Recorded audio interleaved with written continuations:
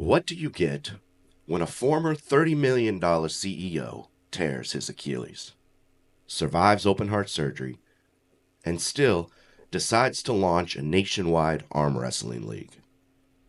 Well, you get Tom Alexander. He's building something raw, something wild, and something no one saw coming. A sport for underdogs, powerlifters, and kids who never quite fit into football.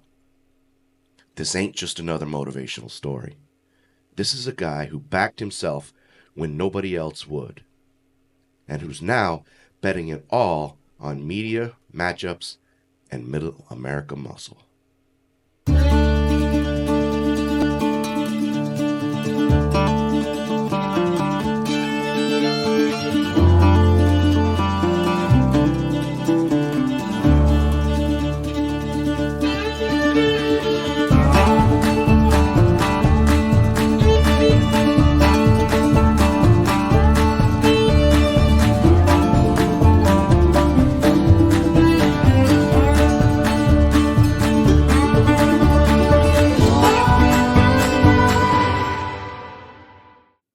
This episode is brought to you by Chase & Tail, the gear brand for folks who'd rather smell like deer piss and fish guts than cologne.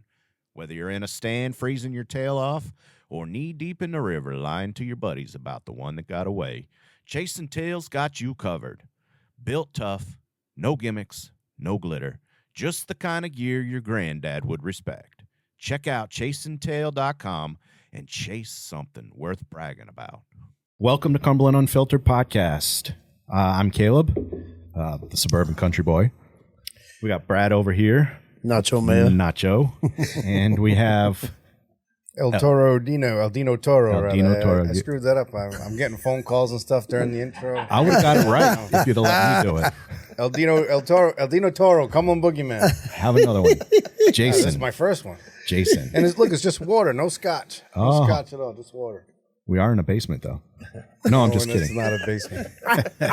Anyway, so tonight we have a guest, Thomas Alexander. So before you get started, I want to read a bio here, Okay. a quick bio of who you are. Okay. That's why I was asking you earlier, what's your bio? So Tom, he ran and then co-owned 2 New England businesses of the year. In that bio also, I think it said that you lost everything, but then you got it all back. Oh, I think you missed that. It was the other way around. Oh, sorry. And then, so he built a $30 million tech company in 1 year. Yeah, we were valued at $30 million 1 year in. And so you're a 2-time state champion power lifter. Bench press strictly. Press. If you look at my legs, you realize that wasn't going to happen. And then you came back to the gym after you had open heart surgery. I'm sure we'll get into that. Yeah. He turned his passion for arm wrestling into a movement called House of Arms. He's taken arm wrestling from local events to colleges, gyms, and breweries. And he's hosting a major international event in October of 2025 at the UFC Apex. Well, we'll get into that, but the UFC Apex is actually going to be first quarter 2026. Gotcha. And we'll get into this, but it's the weekend of the 24th or the 26th. We'll be at colleges, gyms, breweries, and high schools all across the country. The 4 major conferences in college football. Nice. We're going to be at each one. So, we'll get into all that. It's a huge undertaking. Sounds like it. Well, welcome to the show. Thank you. Glad to have you. Yeah, happy and to be come here. on resident. And a Cumberland. Yeah, come on resident. Yeah, exactly. For a year now. Met you at Chops. Yes. Everyone knows about Chops. That didn't take him long to find Chops. Yeah, well, the most common place to meet somebody. Yeah, but just for the record, the way the conversation started was he looked at me as I was looking at the TV, smiling at something, and he goes, "What are you smiling at? You smiling at me?" I didn't ask that. That sounds mean. Who's that, Caleb? Caleb. I was just going to clarify that. It was Caleb. Hold on. That sounds mean. I was a little taken back. Excuse me. That was a rough night. It was a rough night. I got the full backstory now. Oh, so okay. I I'm understand glad you got it. Yes, it's completely understandable. I was there to try to defend a friend. I was ready to go to arms. Yeah, it's tough having one of those, right? Yeah. Anyway. Yeah, he's my cousin. The guy you're talking about. My cousin. Oh, I love it. was tougher for me than you. I must not remember what I did that night. No, that was You weren't there. you weren't there. You I weren't know. there. Yeah. So But you probably did something bad. You're just not there. No, I'm sure I did, yeah. that night. I mean, anyway, so Tom, you're here. I am here. Thank you so much for having me. Yeah, for sure. Yeah, it's so when we spoke that first night, after I had to take a couple steps back, and this is normally where I would say only because you smelled like spam, but that's Probably did. Well, that's highly probable, too. Well, But no, when we started talking that night, I mean, we connected right off the bat. You had a few things on your mind. yeah. He was talking to other people. Yeah, but we were just talking about what we do and stuff, and it came across that I was involved with arm wrestling, which is not where I would have envisioned where I would be at this stage in my life. I mean, what you read early on, after college, I went to the University of Rhode Island, barely graduated. I had to go back to the Roxford Jocks teacher, Geology 101, right before the final exam and say, this is the last course I need, and I only need it for the 3 credits. I don't need it for my major. And if it wasn't for him saying, just study the previous tests, Yeah, sold. it would have been it could have been a different story. But I did get out, and I worked for Bank of Boston in Boston at the corporate headquarters for a little while. Came back to the Newport area, Quinnipiac Island, and eventually started working for a small computer company. And at the time, they were selling Silicon Graphics computers, and that was the big deal because that was like Jurassic Park and those types of movies. And Silicon Graphics was the company out in Mountain View, California. And I was fortunate that I got involved with this company, where I got involved with them at a very small level as kind of like an assistant at first, and then took over director of operations, and things worked out pretty well with a couple companies, and there's a story to go in with that later. It's got to be for the right time for that, but I'll just The right amount of alcohol. No, I'm just kidding. well, that too, but I'll leave you with this teaser. When I was talking to the head of computers worldwide for Raytheon, and we connected for some reason, and there's a story behind that from the night before. But we connected, and I knew I was in good shape. And he goes, "How are you paid?" And I said, "Salary." And he looked at me and he goes, "Change that." Yeah. And then he gave me the book for all the computer buyers, hardware and software for Raytheon, who was also in the process of buying Hughes at the time in the world. And he said, "You tell them I sent you." Wow. And That's awesome. well, I might as well tell this. Is that the Raytheon story? I wasn't going to share the night before. I wasn't going to share that, but yeah, it's a good story to start because I think what it shows is that you can get knocked down so many times. You never know in that one door. And I've got a story later on with the UFC that I'm going to get to. It's the same thing, right? You never know who you're talking to, for one, and you just got to keep banging on the doors. And I've been fortunate enough, probably based on that experience, because the night before I was at a Rotary meeting in Middletown, Rhode Island, and I was talking to my wife at the time, and we're still best friends. She's over in Smithfield. We'll give her a shout out. No, I'm just kidding. I'll just go with Kim. But I talked to her that night, and she was at the Rotary meeting with me, and I'm like, I don't think this computer thing's working. I'm not a tech guy. I'm not good at this stuff.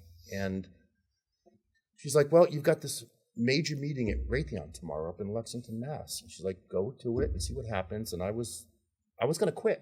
I was going to quit after that meeting. I didn't expect it to go well. And walking in, and I won't say the guy's name. He was younger. I wasn't much older than I was, and he had worked at Raytheon in Portsmouth, right down the street from where I grew up.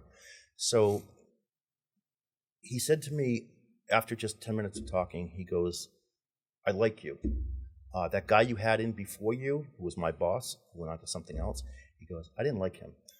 And that's just, you never know, right? And this is in the days, before the internet was really taken off, and everything was in a book, and he goes in, and he literally said that to me. Okay. If how are you paid? And I told him what I was making, and he said, change that. And he gave me, I had to bust my butt for it, right? So that's how we started. There was still a couple months of, hey, prove it, prove it, prove it, prove it. And he would give me people's names, people that were very unhappy with the Silicon Graphics computers. And he would say, go fix their problem. Interesting. And I walked in, and the first guy that I walked into, I just had his name a second ago and it just escaped me. But he knew what I was coming for, right? I walk in and he goes, "What are you here for?" And I said, because he wanted me to, "I'm here for the company-wide agreement, right? I was sent here to fix your problem." And I said, "Because you've got a problem." And he goes, "Good answer." And so I helped him with his stuff. John, I think was his name. And but then he was happy, and that was important, right? And He wasn't related to Jack Rudy. not that I know of. I think a D and a B in there, but who knows? Oh yeah. Who knows? I had the same I'll thought have at another one one. point in my life. I was selling Mediterranean yachts, and I thought to myself, I know nothing about Mediterranean yachts. How am I going to be successful? Probably not. And then I was right, I wasn't. That's you know what? I'm talking to a girl down in Florida right now that does the same thing. She sells the Mediterranean yachts, and Yeah, she thinks she that I'm probably looks a buying, lot but she better has in a no idea what she's probably- dealing with here. She probably looks a lot better in a bikini, though. That's You know what? because I can't verify the bikini on either side, but I can say she does it from top up. She does it. well, he wasn't successful because he didn't have the guy tell him change that. Yep, well, that's true. No, to be honest, I wasn't successful because it was in 2006, and the yacht industry. It's a precursor to how the economy is going to go. Economy. So in 2006, the yacht industry tanked, and then in 2008, the rest of the country tanked. Yep. Yeah. For a long time. You remember the Newport Boat Show, right? Yeah. When it finally recovered, it was at like 1/3 the size for years. No kidding. They couldn't get people to go there. When we were in the heyday, I got there just before it tanked, and we had almost all of Newport for the Newport Boat Show, and then everything, I lived there during Really, that time. Yeah, So, and then it went down to basically behind the hotel was a little tiny thing, and now it's back up to where it used to be. Was that the long ships or the tall ships? No, that's different. No, that's Bedford, isn't it? Not Columbus's yachts. Good. I was going to say I'm so old. I was actually there during 1976 when the tall ships came. Oh, I was going to say I was actually there. I thought you were going to say when Columbus came. No, I just feel that way. No, I'm just kidding. So you were saying, Yeah, no, just it's persistence, and you don't know. And the night before I was going to quit. Yeah, right. And here's the interesting, the fun thing, and also the sad thing is I've never figured out computers or the phone to this day. Yeah. But yet every company I've owned for the most part has been a tech company, and that would explain the whole. Yeah. Yes. Some work, some don't, but everything's built on relationships, and even what That's we're true. doing right now. Yes. It's I believe in giving before you get. So that is the way I've always done things, always done business. And you take a hit in the beginning with the hope that you have a bigger reward at the end. And arm wrestling's no different, right? We've gone in and done things for arm wrestlers. We've done things for companies. We've done things for hotels, bringing them business in hopes that we get a break. Yeah. And again, I'll save the UFC story for a little bit later, but it's the same thing. I've been very lucky because I have one skill. And I truly mean I only have one skill. I can get in the door with pretty much anybody. Really? I will find a way to get in the door of the top people. Even if it's just smiling at a TV Even at if it's Chops. just smiling at TV, it's Squeaky Chops. You wheel, just never know right? what's going to Persistence. happen. Well, sometimes it's not even that. So to give you an idea of what we're doing with, so we'll segue this into Yeah, arm for wrestling sure. a little bit, right? So now we're going after the colleges. We've got high schools, and let me start off by saying that this is why I believe it's so important. I'll give you the high schools and the college end, both from their end and from a company end. So for kids in like high school with budget cuts, bullying, all that stuff that goes on, there had to be a way where with those kind of things happening that we could fill that need. And when I say need, it's the bullying is something that bothers me a lot. Arm wrestling, you build strength. Yep. But more importantly, you build confidence emotionally. And people usually, from a bullying point of view, are only going to pick on somebody that they can handle. That's Yes. Right. And so if you, or you can embarrass. Right. And I mean this in a very serious way. So people that are in arm wrestling that are good at it, it doesn't take long because a lot of it's technique, a lot of it's strength, and it's a different kind of strength. Like I was always a bench press strength, right, into the open heart surgery and all that other stuff. That's what I liked, right? But arm wrestling is a total different animal, right? You're dealing with your back, your shoulder, You're dealing with grip, forearms, and pull. So a lot of people, and we'll have somebody else on that'll go over the arm wrestling basics and stuff at some other point in time, and maybe at the end and add this. Of course. But what people don't realize is that when you're arm wrestling, you don't go like this, right? You pull in and then press down. You're pulling in, and it's that movement. Those people don't realize that? Well, I didn't realize that. well, I mean, most people don't. I didn't either. You know, most people don't, and that's a big way to do it, Yeah, right? man. Now, Adam Ray, I'm coming for you, man. Yeah. Coming It's for a you, little Adam more Ray. full body than what people think, too, because even when you're arm wrestling, you can use your legs on Yeah, I've seen that. the table and stuff, right? So it's but anyways, for kids, having that confidence, it helps in school, it helps with grades. If you put a club into the school, it helps, it brings competitive levels to it, right? So you can win, and I'm going to tie this into a story with Sarah Backman in a second. Yeah. But, you know, they not only have that, but it's something that they can do with their family at home, like their parents. And if you don't have a lot of money, I mean, technically an arm wrestling table is a much better outlet than doing it on a table like this, because they're actually built for arm Padded wrestling. and- So you can still get, you know, Plus, hurt how if are you you're going not to reach careful. Brad? if Yeah, you're that's gonna right. Arm wrestle here. I mean, Not with the shortest arms in the world. No. You know? But that's something the parents can do at home, and it's something they can, you know, relate to. They can, and it can be guy or you know, female or male, right? So let me give you this story. Sarah Backman, who you saw on the picture, the cover, 8-time world champion. She is. It's on that camera right there. Yep. She is as nice Sarah as she is Backman. great at arm wrestling. Yeah, she looks like it. So she is. She is. She looks. I don't. She's. I wouldn't want to No, arm she's- wrestle her. She's unbelievable with arm wrestling, and she's, like I said, she's super, super nice. So she was in high school. She's 13 years old in Sweden, and she was very shy. She was overweight. She was depressed, didn't have kind of friends. You know, like a lot of us, right? Even at 59. Yeah. So, but you know, in high school and in grade school, it's a big deal. So she had a teacher that came up to her and just put his arm out, and she was like, "What are you doing?" And he said, "I'm going to show you how to arm wrestle." So he starts talking to her, shows her the grip and everything else. She beats him. She's 13, right? And this is a male teacher. Right there. Right there. And so they decide they're going to have an arm wrestling tournament with all the kids with different lunch periods. It took like 2 months to, you know, run through it all. She beat all the women, all the girls. She beat all the boys. She beat all the teachers. Confidence sky high. And she took that and she made a livelihood out of it. And she owes her whole livelihood To that teacher. to that teacher. Yeah. And that's in this sport, right? That she's taken. That's and incredible. she had to do all the work herself. I mean, she's been, for a short time, she was a WWE wrestler.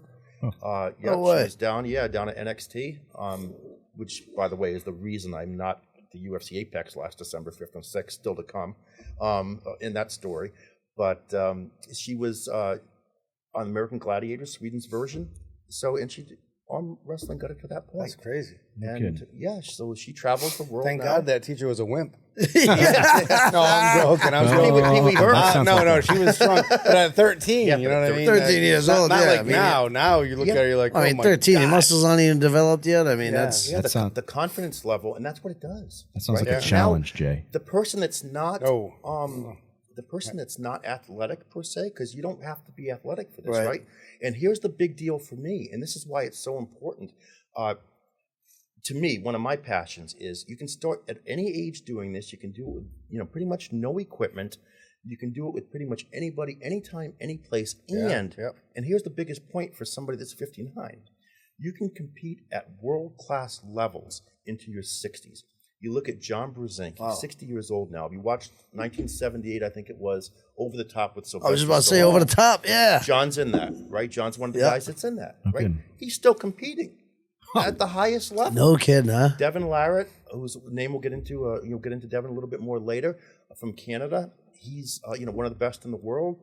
Great talker, great ambassador for the sport, and a little trash talking's good. We'll talk about that again at the end of this. But he's 50.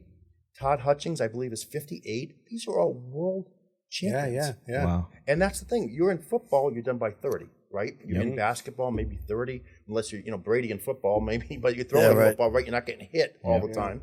But here's a legitimate sport that you don't have to jump 6 feet in the air for or do a 4.5 40-yard dash, and that you can literally compete at the highest levels. There's guys in their 70s, even their 80s, that are still doing this. So now you have something that you can participate in. Yeah. And and you're not going to, the 14-year-old's not going to beat me. The 28-year-old's not going to beat me, and it's kind of fun, right? You go into the bars and you can play, and you're not going to get beat. It's just it's a big boost for your ego, and it's like a legend. Jay, that's what you need to get into. Yeah, that ship has sailed for me. I got bad shoulders. What's interesting though? Like it's a different, like I said, it's a different strength. Like Devin Larratt, one of the best in the world. His weight's gone from 225 to 300, depending on who in the world he's going after. Like if he wants to go super heavyweight, there's some guys that are 400 pounds or so that you got to be bigger than 225 to even give it a chance. He's been seen bench pressing. He can't bench press 250 pounds. Even last year, before I pulled my bicep muscle, I was still doing 300. Wow. At my weight. And here's this guy, it was at like 280, that's beating everybody in the world pretty much. And he can't bench press. Wow, that wimp. So that wimp, right? Let me ask you. I can give you his address, No, I'm joking. And his phone number if you want You're saying like you can't bench 300 pounds. I'm like, oh man, There's another chance. Oh man, but but I know you're a bench press guy. So I was a bench press. Yeah, so the weights for you are different than for us. But is that how you? I got short arms, right? Yeah. That makes a difference. I got long arms. Yeah. See, I don't. Orangutan. Yeah. So is that how you get into the arm wrestling? But before we move on, I have a quick question.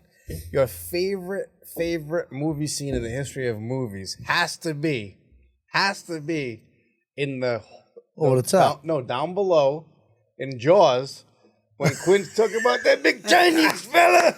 That's right. Watch him say he didn't even watch it. I watched it, but only once a long time ago at the drive-in. That's like a staple. Yeah. I watched that movie 100 times. Put showing the scar. Yeah. He's like, I got it. He's like, Chinese fella, push me out. Anyway, all right, I'm sorry. So was it through the bench pressing that you got into the arm wrestling? No. So what happened with the bench pressing? I went into. This is how insecure I am. I went into. My dad was an All-American wrestler. Okay. I wrestled when I was young. I was good, but and it's a true story, and this hurts. But to understand my persona, which is not good, I'm sure you got a few psychiatrists, therapists are going to be watching this. Maybe. My number will be posted. Just give me a call, please. So I lost, right? We went into, my dad took me and my brother, who was a year older than me, that I used to beat wrestling all the time. We were just kids, right? We were like 10 years old. He was 11, I think. And my dad goes, hey, why don't we go to the Naval Undersea Warfare Center? They have wrestling going on here in Middletown, Matman. And he's like, guys can get into doing this, for real. So we go with one practice, 1 hour, and then we go to Bristol the next week for a tournament, right? And I go against a kid that's been wrestling for 2 years. I have a similar story. Yeah, right? And I'm wrestling for one practice. That's how my son did, too. I didn't get beat. I mean, I got beat, but I didn't get pinned. I lost. I'll never forget this, right? I was like 10 years old, maybe 9. Yeah. I lost 16-8 on points. I gave up a lot of points. Yeah. My brother won. And that just pissed me off, right? Yeah. So later on, the coach, there was one kid on the other team, and I'm just distraught at this point. Yeah. One kid on the other team that hadn't had a match yet, and the Bristol coach is looking around, he's going, and he goes, you. And then I stood up, and he goes, oh, no, not you. So that kind of made me feel better, right? Like I did go against a guy for 2 years, but I still lost. Yeah. And I kept with wrestling for a couple of years, but I never competed again. Wow. I never went into it. And it bothered me so much to get to your story about what brought you into the bench press and the powerlifting. I had got married. I was 26. I had been out of working out for a few years. In college, I did it. And then I'm like, I'm getting married here in 5 months. Let me get, back to the gym. And, of course, after I got the weight stuck on my chest with nobody around one night, I was staying at my parents' house before the wedding. Is that just the bar? And that was just the bar, pretty much. I think it was like 165 at the time. And it was... trying to get it off and the weight, just a disaster. So I got into it and I did well. I also have a similar story to that. Yeah, we're like the same person. We got the same person. We're finishing each other's sentences. He's got hair. He's got hair. But I decided I had to change that memory that I had. So I'm like, what else? What can I do? And I'm like, I can go into a bench press. It's just me. It's me against the bar, me against competition. Yeah. And I decided that's what I was going to do. And I went into a competition up in New Hampshire. Another quick story. I mean, when you live, well, we all have stories, right? In life. So I go to this thing, and this is my big time, right? I don't know what I'm doing, not realizing what you're supposed to wear, what you're supposed to do. So there's a difference, at least I don't know what it is now. Probably not a singlet. That's what I had. That's what I had. So I was waiting for the mail. It wasn't like you had Amazon, right? It could be there today. I'm waiting for the mail. One of my friends who used to work out, because we used to work out in the basement, he, which I had a great setup, he's waiting for the mail to come to pick up, my bench pressing outfit, not my, powerlifting tight singlet, which I can't even move in, right? Which the only pictures I have from that day are with that tight singlet on. Can we sing that? Can we have that? Oh, I will give it. You know what? I do have one picture from that day still, and you'll see why I never squatted. Yeah, that's what you see the most of. So you're the meme that says "Don't miss leg day." Yeah, don't miss leg day. Tuesday was leg day. It was always busy, but I had a lot going on. So, but I got there, and this guy, I'll never forget his name. He's a huge monster, Dan Dalby, from Connecticut. It's the World Natural Powerlifting Federation, so it was drug tested. And we had a bunch of people there, right? And I had seen one competition before. I went to just one somewhere because I wanted to see how it all goes. And fortunately, there wasn't as many people as the one I went and viewed. And as soon as I got there, I weighed in, and I was like 167, 168. And he goes, "Tom, I'm going to give you some advice." And I'm like, "What's that?" And he goes, "Go lose some weight." And I'm like, "What are you talking about?" He goes, "Because there's a guy here that's going to do 400, 405. And he's like, "You're never going to do that." He's in the 181-pound class. Right now, you're in the 181, even though you're 167, 168. It was like 93 degrees that day in New Hampshire. It was in Nashua. And I was waiting for breakfast with Kim. And I'm like, I'm going to go check, see what's going on. And he told me that. And I'm like, you got to be kidding me. He's like, "If you want to win this thing," he's like, "I don't know what you can do, but if you want to win this thing, you got to get out of this weight class." And so I went, walked, didn't eat, sweating it out and everything else. I come back. He's got his little 7-year-old daughter there. He's like, "Honey, turn your head." And he's like, "Tom, put this towel around you." And I got right in there 165. And so I ended up winning. Nice. I didn't do that's funny. I did 300 pounds or something like that, which was good for 165, right? Sure. My first competition. But yeah, my friend Dave came up with the outfit, got in there right in time, so I didn't look like a complete idiot. And so it was just, it's experience. But, that's the whole thing. That was, for me, I wanted to erase that memory of losing. Yeah. And more than that, not losing, not going back to compete. And that really bothered me. So when I would train, and again, I had a really nice setup, right? At the same time, we're doing jiu-jitsu. We had the mats. I had a nice setup in the house. And guys, 5, 6, 7 guys would come over and we trained. So it was good, but that's what I trained for, and I knew how to do it and I knew how to train. But that was a great memory to erase. Yeah. And so going back just a little bit, you one of the things that I read up on was, have you explained growing up on the wrong side of the track? Oh my gosh. Yeah. Hey, thanks for bringing that up. I'm sorry. Yeah, my ex-wife really appreciates that. She's a CPA, by the way. I'm sorry. And when you're the salesperson for the company, yeah, and she's a CPA, not only do you have fun at work, it's fun when you go home and get to fight about it too. Yeah. So yeah, what happened with that? It's everything, right? Timing. You never know. You got to take your swings, and sometimes they work, sometimes they don't. So we had an affiliate company. I was one of the first affiliate networks. Spoke at the Marriott Marquis and all that stuff when the internet thing was going. Mm-hmm. The timing was bad. And so when was this? We started our company in '98. We launched in '99. Actually, VJ Day, because of course there's a story with everything, and they had a story with that too. And was that prior to the So I had the computer companies first. You did, okay. Yeah, and then it's just the reality of it, right? When you go into business with people, that changes the dynamics. Yeah. When money's involved, it changes the dynamics. Yeah, no doubt. And me and my partner, he worked for me at the other company, and we left. And he found out. I mean, everything's so funny now. Not so funny at the time. So I left first because I got escorted out because I was given an ultimatum, and I said no to the ultimatum that the owner of the company wanted things done a certain way, and he hadn't paid me in a couple months, right? So he owed me like $18,000 still, and I'm just like, he wasn't even there to confront me. And this other guy, Tony, who was running the place, he's like, hey, if you're not going to sign the contract that he wants you to sign, then I have to escort you out. Yeah. And I said, give me 5 minutes. I'm grabbing my stuff. You're going to escort me out. And as soon as you get in your Mercedes, I'm coming right back in and grabbing the rest of my stuff. And he's like, I don't care what you do, is once, I walk you out. So that's what we did.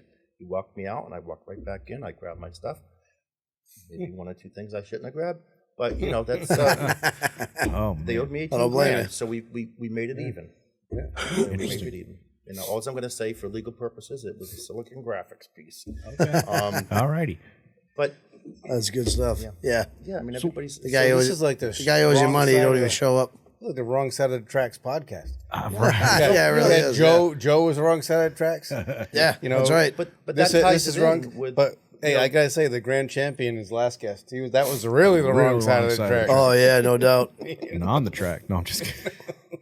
So I had we started the other company. We did really well, and I had 49% ownership, right? Because we set it up as a minority-owned business, disadvantaged business, and he had 51%. He loved we had a good time. We did well. We didn't make a sale the first 6 months, right?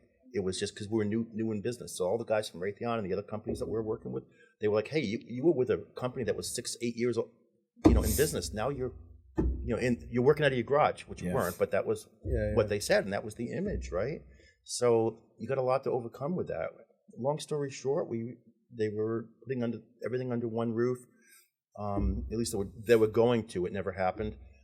Where everything was going to be like one company-wide agreement for hardware and software, and we made it into the final 3. Went to the corporate, did all the stuff, and then I found out that my partner at the time, he had one job to do, and I brought in 98.3% of the business. Right, I was the only salesperson for this whole company. Wow. And it wasn't because I was good. I was very fortunate that I could get in the door and I could build relationships. Because I still don't know anything about computers. I'm going to ask you guys for help on my phone later, by the way. But that's all he had to do was that one thing, and it took months and months and months. And it wasn't like now where you press a button and it's sent anywhere in the world. Yeah. You had it when you sent in the paperwork, and you had to send 7 copies. It went to the ceiling, right, for what he had to do, and it was supposed to go to Philadelphia. So after a couple months, and mind you, my wife is working there too, right? So we're building a house. We've got a whole livelihood here.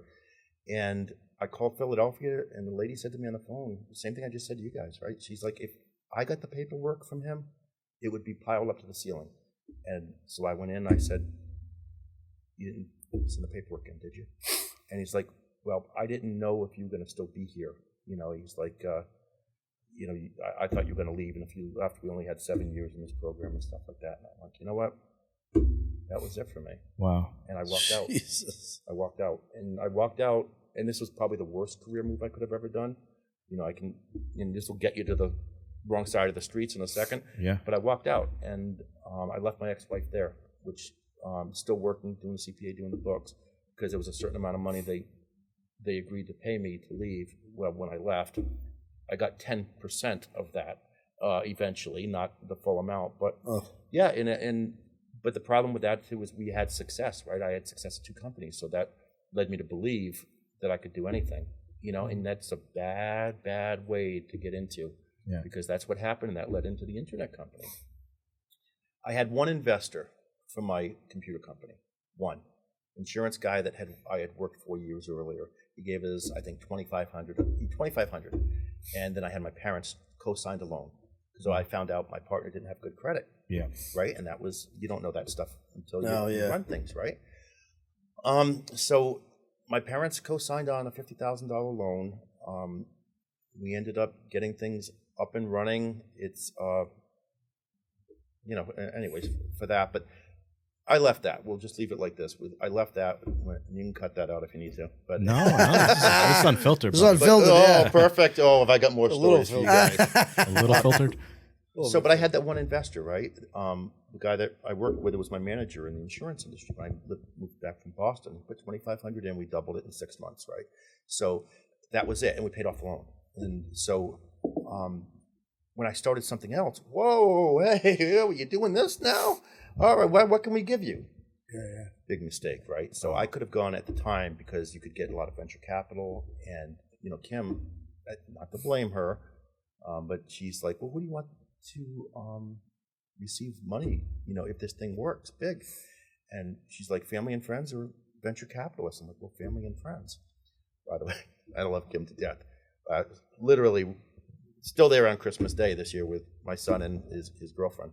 But then she came back after it failed, and she goes, "Didn't you think it would ever fail?" Wow. But anyway, Monday morning quarterback. Yeah, but she had it right. She went through a lot, right? I put them all through a lot, and so we had raised about $1 million plus the money that we put into it, and there was another guy literally across the street started this company a year earlier, Ariba Software, out in California. Ariba, I've heard of them. Yeah, they did really well. He became a billionaire. I became broke. Yeah. Right. Literally, he grew up on John Street. I grew up on West Main Road. No kidding. Right. Stone throw, right? Baseball throw if I had a good arm, across the street. That's literally what happened. And he was also in, because when you're that wealthy, you take a lot of crap one way or the other. But, 5 who sold when I told you to buy. Fortune magazine or Forbes. He was also number 13 in Forbes, richest under 40. Michael Jordan was 39 that year. Just wow. Yeah. Wow. So talking about name dropping. No, you didn't even say names. But that's what happened. Yeah. And it was timing. We were probably 6-10 months too late, and then we couldn't do anything, right? And that was it. You couldn't get any more capital, and that was the end. So I lost. Not only did I lose everything, my friends that invested, they didn't lose everything, but they lost what they put in. Yeah. And, and that changes things, and. Was that number 1 or number 2, the business? I was going to say, can you mind your, clarification on that? So the computer company was the first one. That was the internet company. Gotcha. Yeah. And it was an affiliate network. And, it happened that fast, right? It just, boom, and when it closed, and there was no way selling a $997 product that you're going to be able to cover the cost of everything that was going through at that point in time. But it happens, and that's my business experience that's kind of got me to where we are today with the arm wrestling. Yeah. I've got a lot of experience as to what works and what doesn't, and I know more than anything now, distribution is everything. So we come into the high schools, there's so much value for the high school people that we talked about earlier for arm wrestling. Colleges, same type of thing. Colleges even more so. These kids are, they're into the health and their fitness, and they're doing this, and they're, a lot of them are going to become personal trainers, and they all want to see who's, strongest and this and that. So that's an avenue in distribution. So what we did last year is and this was, AI could probably do it now, but at the time, we looked up pretty much every college, every club in the colleges, because if we couldn't get directly into the clubs, we needed to find out who already had a club in a similar powerlifting, jiu-jitsu, something that we could contact if we could, and we had to find that information too. Yeah. And then be able to contact those people. So what we found out is we were originally going to do this pull across the world last October. We're doing it was last September 20th, I think, but we're doing it this year, October 24th and 26th. Yeah. Where we're going at the colleges. So the colleges are distribution. The colleges are also future arm wrestlers. The colleges the kids know how to use social media. The local news channels, which I'm very good at getting into, they have massive, especially in these big cities, massive social media followings and stuff. So it's a really simple process. We go into the colleges while we're there on the Friday at the colleges. Costs a little money to put on your event. We're showcasing arm wrestling, right? Have 3 or 4 arm wrestlers going in. That Saturday, we're going into the high schools. So the way we set it up is we go to one high school. They all know each other. All the people, like in Rhode Island. Oh, yeah, right. So you sell one person on it, and they will sell the rest. Yep. You sell one college on it. So the mistake I made in the beginning last year was I started researching all the different colleges, and I'm like, there's millions of these things that drive me crazy. So what I decided to do was take the 4 biggest conferences, the SEC, the Big 12, Big 10, ACC, and reach out to a couple of the schools there, make the connections, and they want to compete, right? So they want it on their campus, but they want to go Alabama, which has a arm wrestling program. They want to go to LSU and they want to compete. So they already get their friends that are already over there, and then it starts viraling a little bit. So we do the high school, college is Friday, high school Saturday. Each high school has at least 3 other high schools that are there to learn. To learn about it, right? And if they're interested, they contact us. We have a couple websites that, I think I mentioned earlier that we can say later, that they can go over to. And then on Saturday mornings, we go to the gyms. We call it Invasion. I saw that. We go into the gyms with something cool, but we give before we get. So we go into these places, we show them and train their trainers, but we build it up as an event with a 30-day notice in advance, with 30 days of social media and marketing.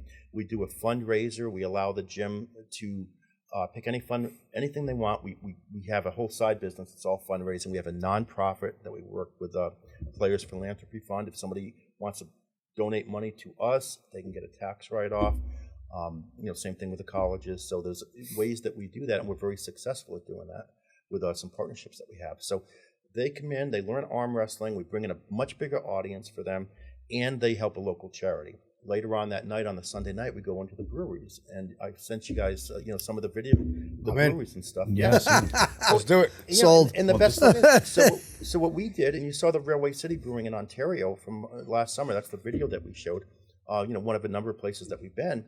But the whole idea behind that is, and Sunday night it's okay, but a Tuesday night or a Wednesday night's better for the breweries because they have no business, right? They want people to come in, so you create an event. You create an arm wrestling event. We already have arm wrestlers everywhere. So we can already, like we did with that railway, we already have 15, 20 people that are coming anyways for that particular night. Make a bigger event out of it. And now they bring in more business, and there's a lot of ways to market that too. But for us, it's a way to have a local club that doesn't cost anything. We're not paying anything for it. So everybody starts to get together. Now it's all in the same area, right? The gyms are in the same town or close to the colleges that are close to the high schools. Now you have a place to congregate on Tuesday nights. Helps the brewery, helps us, helps the gym if the gym becomes an affiliate for us, which is ideally what we want the gyms to do, because that's bringing money in for us and it's expanding our reach. So everything's tied together. One step leads to the next, to the next, to the next. And we're doing it all in that one weekend, October 24th to 26th, at 67 colleges across the country, almost 200 high schools, and 60 gyms, 60 breweries, roughly. So, we're all what's the closest gym, brewery around here. We didn't do those. See, what we did was we went for the major conferences first. Yep. So the Southeast Conference, because we were concerned with volume of students. Yeah, of course. So 30, 35, 40, 50.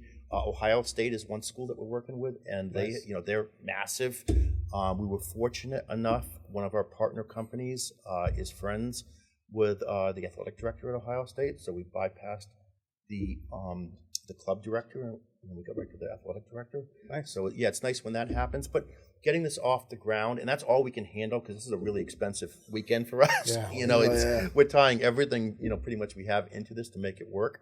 But we're also doing viral campaigns, marketing campaigns. We have sales of products, upsells of a lot of different stuff.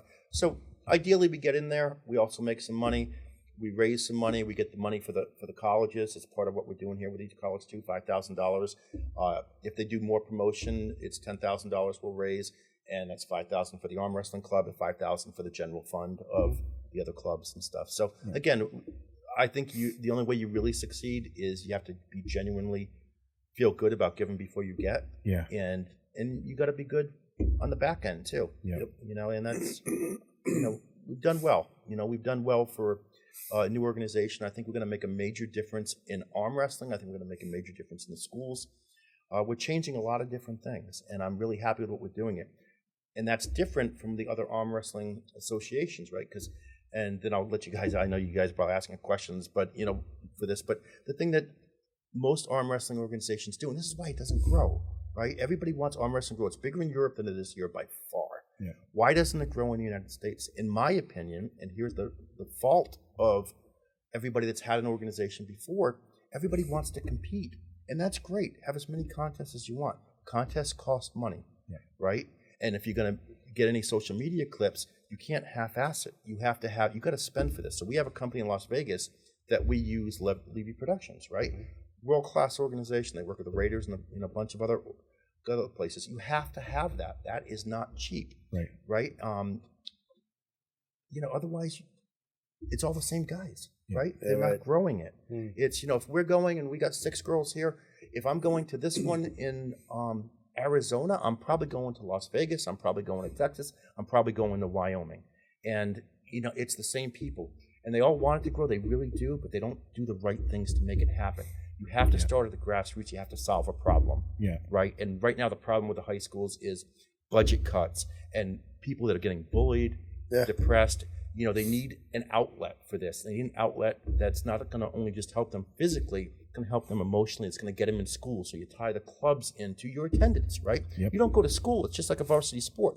You're not involved, right? And you're doing that now. Like you have schools that are, you're in schools. Yeah, and I can tell you what, there's a guy that did a great job of getting this going. It wasn't us that got this going. A guy, I believe his name is Matt Fish up in upstate New York, police officer, resource officer at the school. Yeah. And they came in to his place, and he was showing them. They're like, "Well, what's that?" Like an arm wrestling table, right? A bag he was hitting too, and it was just it got him interested in it. And the grades are better. There is, you get hurt in any sport, right? The first thing that you come back with, and somebody says, "Well, you can get hurt in arm wrestling." Well, you guys got a high school football team, don't you? You're not going to get hurt there, are you? You're not going to get. You're all set. Don't worry. Don't you worry. But yeah, so those things come up, but that you got to solve a problem. Yeah. And while you're solving a problem, you have to have something. So for us, we have a 3-year plan where we want to be bought out. Now, whether that's with the UFC or if it's with some other company that's got some money. I mean, I've been to the UFC. I've been in Dana White's office. I've been very fortunate, right? They opened their door to us. And here's the story about knocking doors down. Yeah. I spent a year trying to get anyone at the UFC to talk to me. And when was this? 2.5 years ago. Okay. Right? I emailed, I called. Oh, we can't give their information out. I didn't even know who the general manager was of the Apex. And that's what I wanted. I wanted the Apex, right? They built that during COVID. Oh, yeah. So it's small, 250 people. But it's got everything you need. And I didn't know where to turn. So I went to the Las Vegas Convention Center. And there was a lady, I can't remember her name right now, but she had got the Super Bowl to Las Vegas, and she had got WrestleMania to Las Vegas.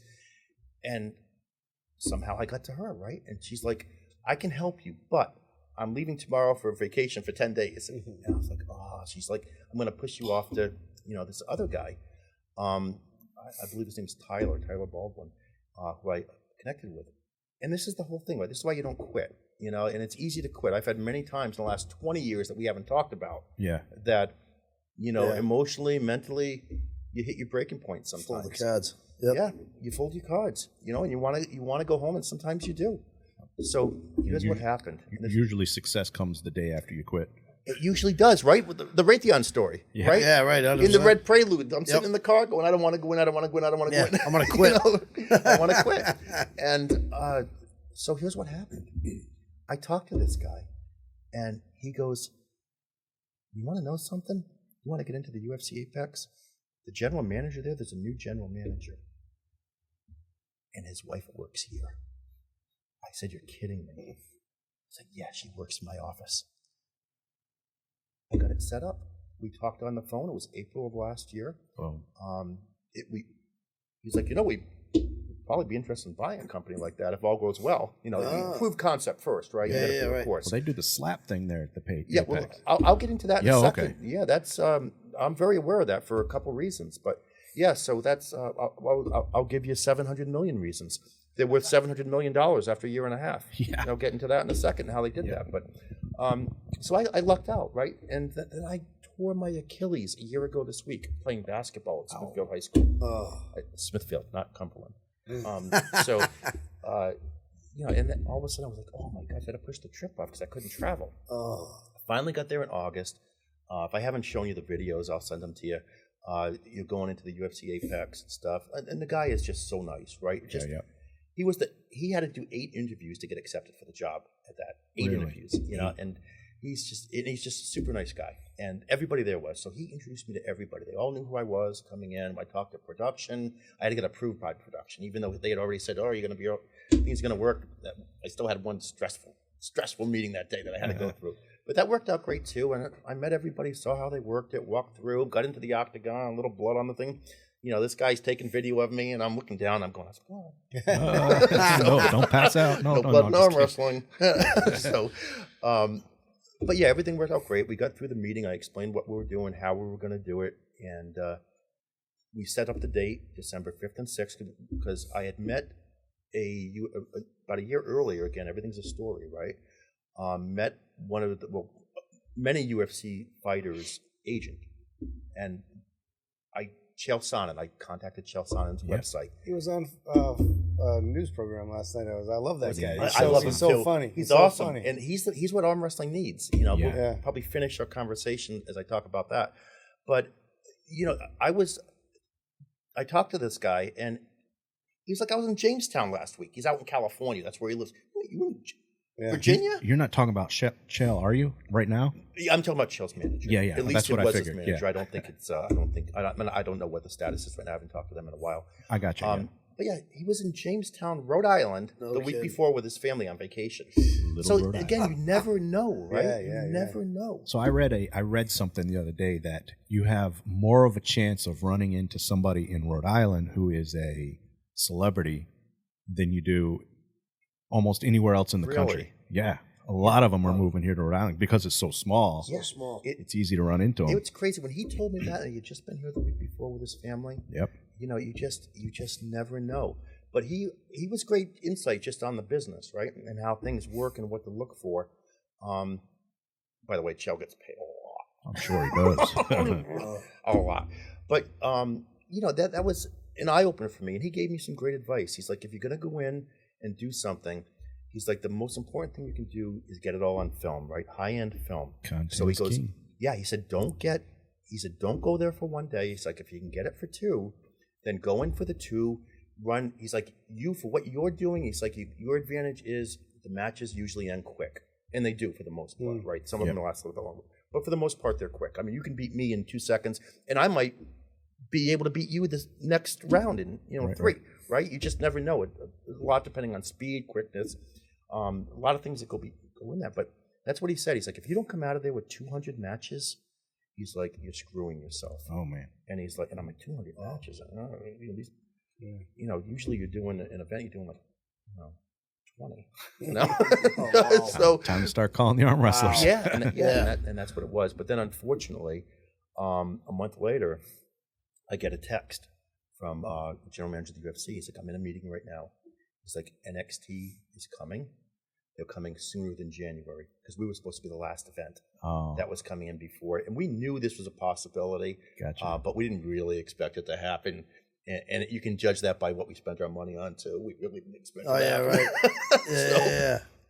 So yeah, we got our butts kicked with that. And he's like, we're going to, he's like, I'm in this meeting right now. I had to let you know right now, which I really appreciated. Right, yeah. But so we talked like a day or two later, and they ended up closing things down October 10th, and we're supposed to be December 5th and 6th. And so I said, hey, look, I'm in a bind here in a lot of different ways, not the least of which is I've got, my word, and I didn't tell a lot of people about this because I didn't want it out. Sure. Right? So any tournament I went to, I never said a word. There was only a small handful of people, one of the ones that, the people that we talked to, Tim and Sarah, that knew what was going on. Yep. And so I got him to write a letter and saying, hey, and he was cool too. He's like, hey brother, hey brother, in the email. And he's like, we want you here, and this and that, but it's gonna have to wait the first quarter of 2026. Gotcha. And so at least you still get to do it. Still get to do it, and it's a big deal, right? Yeah, and again, it is. for us, we're not somebody that's putting on a lot of events because, again, that's not for growth. That's not what you want to do. Right. If you're going to do anything, you want high impact. This is as high impact as it goes, right? And for arm wrestlers, this is where they want to be. This is what they want to do, and that's their holy grail. And CJ, that's why I wanted a nice set. Yeah, that makes sense now, doesn't it? High-end video. Oh yeah. Set's good stuff, man. Anyway, sorry, I didn't mean to interrupt. No, you. that's okay. But that's I'm sure the 3 people watching enjoy this. But you never know. And, so that's why I did make the mistake last year. I truly made the mistake. I put all my eggs in one basket. Yeah. And it was to the point where, like, there was another promoter in Canada, very nice lady, originally, I believe from Poland, and she's living in Italy now. It sounds like a Naked Gun story, doesn't it? But Naked Gun, great whole movie. thing Great was- segment. No, I'm just kidding. Oh, yeah, no doubt. Yeah. it was her life dream, right? She's like, I'll help you. And she's a more seasoned promoter at this than I am by far. Yeah. She's like, I'll do it for nothing, and then when it got canceled, they look at you with like, and you don't want to send them like all your texts. So I've got that one letter, and, most people haven't even seen that, but because you got to protect things, right? I've got to protect my contacts. Yep. And even though you have NDAs with everybody, that Not doesn't worth always. the paper they're written No, on. it's Yeah. not. Yeah. So, and that gave me a little criticism because some people would say, "Well, you really didn't have that." I can show you in my phone right now. I did have it. Yeah, and and I bet that letter, but you work 2 years to get a contact, and you get that contact, you get there, you get, whether it was the UFC or somebody else, any business, anything, that stuff, something you have to protect. Yeah. So, you said you put all your eggs into this one basket. Like it didn't. It obviously it hasn't destroyed you. no. Obviously you were able to. Well, let me be very Yeah. open about this, right? So Yeah. it destroyed me for 3 or 4 months. It did. It really did. I was mentally broke. You got to remember, I come back from having a couple businesses, some successful, some not. Yeah. And That's why I asked. yeah, it's a big deal, right? And it's I remember October, November, December. I was very quiet. People didn't hear from me. I had a few health issues going on too. Once you have the open heart surgery, Yeah. couldn't have the bypass. That doesn't exactly That was go something away. else I was going to Yeah. ask you about. Yeah, that doesn't That'll go put away. things into perspective. Right? Yeah. It's June 9th, 2022. You'll never Yeah, forget it. I saw that date there on your yes. bio, and I was just like, Yeah, I took some nice, good pictures in case they were my last too. That morning of. man. But yeah, I fell into a funk, and I couldn't think straight. I couldn't think straight, and I started walking again. Because normally I'm a big walker, right? Because it clears my head, Sure. and it doesn't collateral benefit. Maybe you lose some weight, but it clears my head, and I come up with ideas. That's why I used to live on Cape Cod Canal, so I love walking the canal, and it's perfect for me. So I started walking again because my foot was feeling a little bit better, the Achilles, but I wasn't getting anything accomplished. Yeah. And I didn't know where to go. I really didn't know where to go. And I am very fortunate, and I will say this, when you find people, and I know you guys know nothing about this because you guys aren't close at all, but if you find people that are actually close, that you do business with and stuff, you hang on to them. I have a lady that, I noticed she wasn't reaching for you. Your perspective, you're perceptive. No, I'm just kidding. I have a lady in Oklahoma. Her name's Connie, and she's going to be watching this. So Okay. Connie Waddell Alrighty. is the most unbelievable woman that has given me 10 years of her life when things did not go well. Wow. And now that things are going well, she has been the most dedicated person, the nicest person, Wow. and has supported me in every possible way. She's done everything she could financially. She's done everything she could as taking my ideas and putting them down into videos. And like a lot of the videos you see, she's done. Wow. Everything that was written over the years, because we had gone through a few other iterations of things before we ended on arm wrestling. And I might as well just say, I don't think we really talked about this in detail early on. So how I got into arm wrestling was kind of like where you were starting. We were going with the weightlifting and trying to overcome that adversity from the wrestling. COVID hit, and I thought it was the short arms. yeah, actually, short arms are not good for the arm wrestling.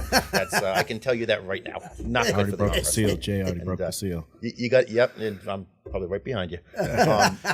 So I was just flipping stuff. We had nothing to do, right? We couldn't even talk to our next door neighbors. I was living in Sagamore Beach, and I'm just flipping what's out there? And I see Devin Larratt, the guy we talked about earlier. Okay. And I'm like, this guy's, he's pretty cool. He's in his basement and stuff doing things. And I started watching him and I went, man, at the time he's like 45. He's world class. I watched some of his tournaments because ESPN had arm wrestling on probably like 8-10 years ago. They didn't run it long, but it was a nice little setup. It was a small setup in like Chicago, I think, and they did a good job with it, right? Again, some of the problems are if you don't build a storyline, it doesn't work because nobody gives a shit. Yeah, people like stories. You two right now, right? 100%. They don't know you. They're not invested. You can't sell it. Nope. So that's how I got started. My son got me back to the gym. He wanted to go back to doing Planet Fitness in Smithfield, so I started going back into the gym. He quit. This was after the heart attack. No, this is before. Before yeah, this is before. Yeah, this is 2020. Oh, right. So you said COVID. I started watching what this guy was doing, and I'm like, you know what? I can do that. In fact, I'd like to do that.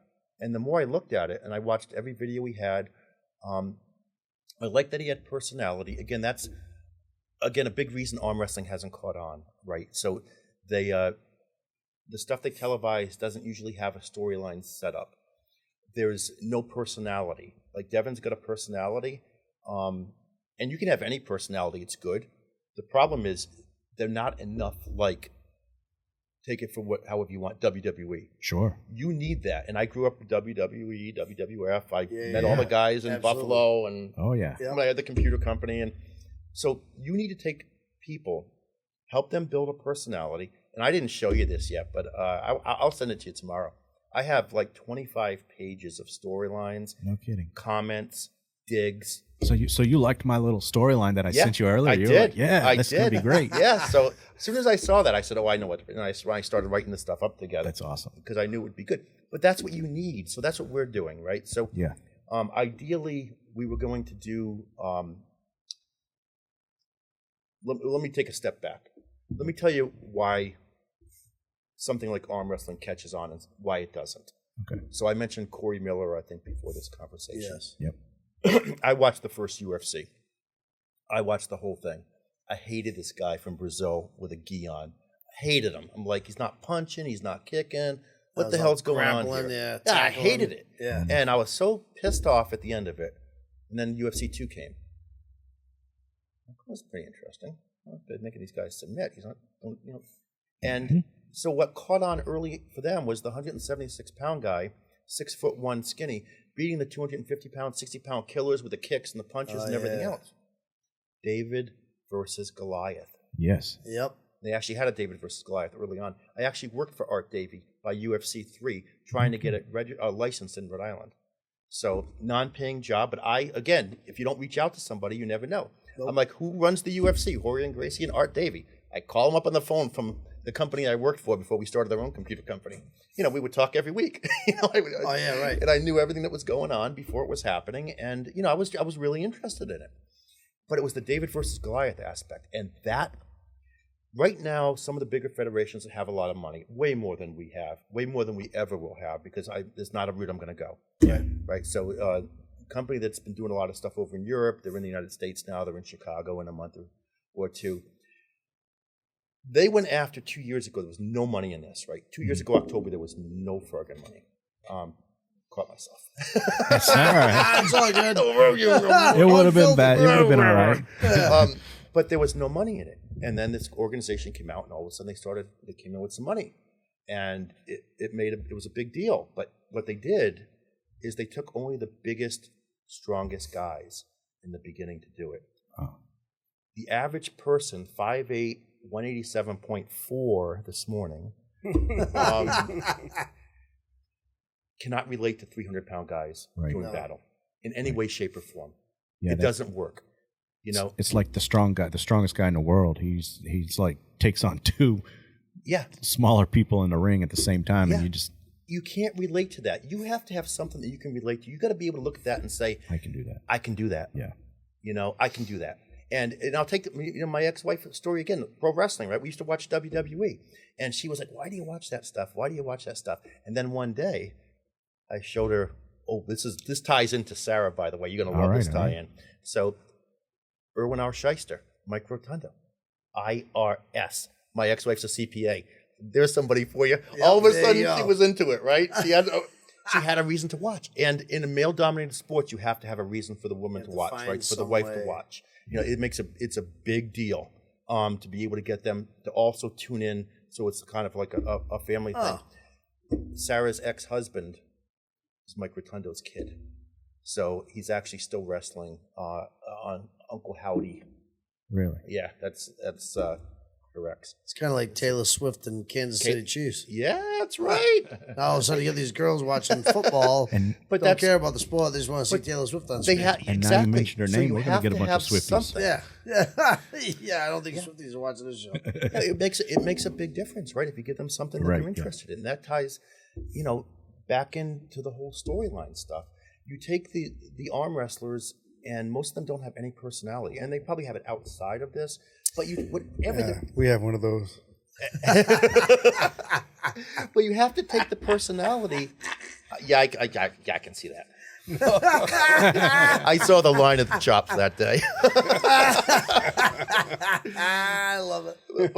But that's, you have to find something for them, right? So David versus Goliath and Corey Miller, he is fantastic at, and that's his thing, right? Corey Flash Miller, he beats guys twice his size. Yeah.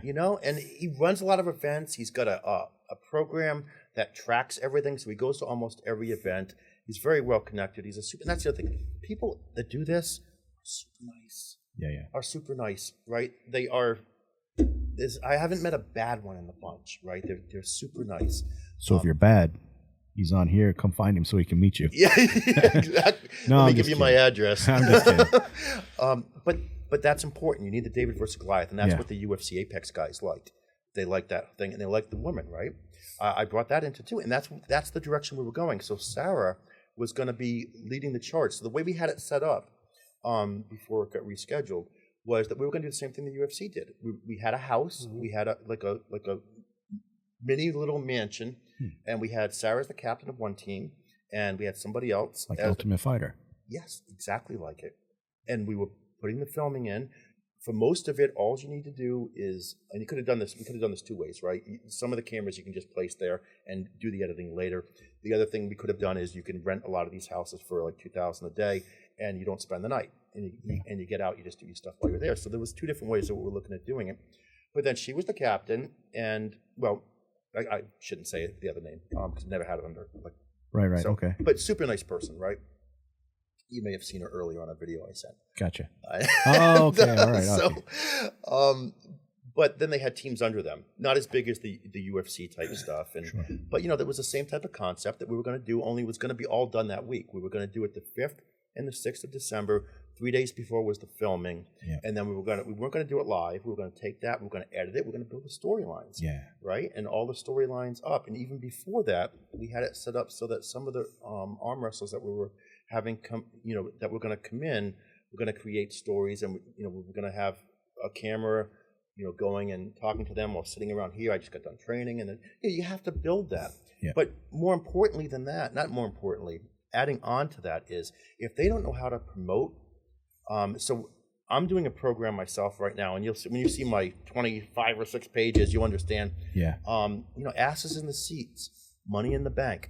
Right. If and I mean this, and this is where you have to draw the business line, right? A lot of people, whether it's arm wrestling or something else, they think they're worth X, Y, or Z.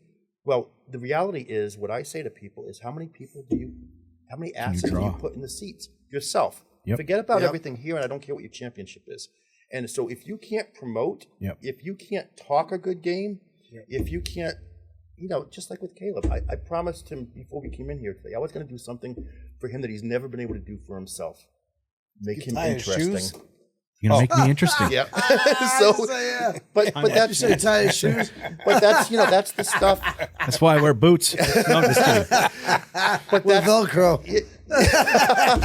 Well, at least it's not velour on the shirt. That's too tough. I got rid of that for a while. Velcro's too tough for me. I'm sorry. But you have to be able to do that. So that's when I went back, and Sarah's going to find this out now. I've actually got her in with 2 agencies now when we edit this and put it out there, I'll tell her beforehand. But Do you want me to wait? No, I'm just kidding. But again, it's about how can you bring in revenue for yourself, right? Right. And she's great at what she does. She's great at what and she's the nicest person. Yeah. And she wants to go to these schools and she wants to make a difference because her life changed because of this, right? It really did. It did. Incredible story. And that's value that she can bring to an organization, and she needs to be paid real money for that. Yeah. Right? And so do a few others. So when I went and I reached out, I knew who I wanted. I wanted Arn Anderson. And I wanted Jake Roberts. If he was, Jake's had his issues through the years. So, if he was in a good place, I wanted both of them. Because they're great at what they do. They can craft a storyline. They can talk it. Jake will lean into the microphone. Yeah. And he doesn't have to yell. And he doesn't have to scream. And he gets his point across. Right? Like if I was gonna, if I had a sneeze, I'd use your arm, right? And that's one of the things that Jake would say, something along those lines. That's the kind of guy I am.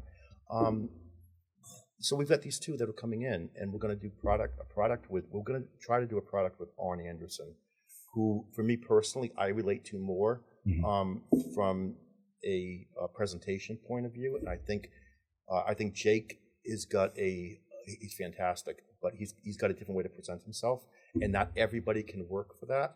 But you have to be able to be interesting. So you take your own personality, whatever that might be, and you magnify it 50 times or 100 times. You don't change who you are. You are who you are, but you make yourself more interesting by turning up the volume a little bit. And if you can do that with storylines, now you have something you can create that people want to watch. Yeah. Agreed. Like Nacho. That's his persona. There you go, right? Hey, I've been filling seats at school committee meetings. And emptying them, I heard, too. I had trouble filling the ballot box.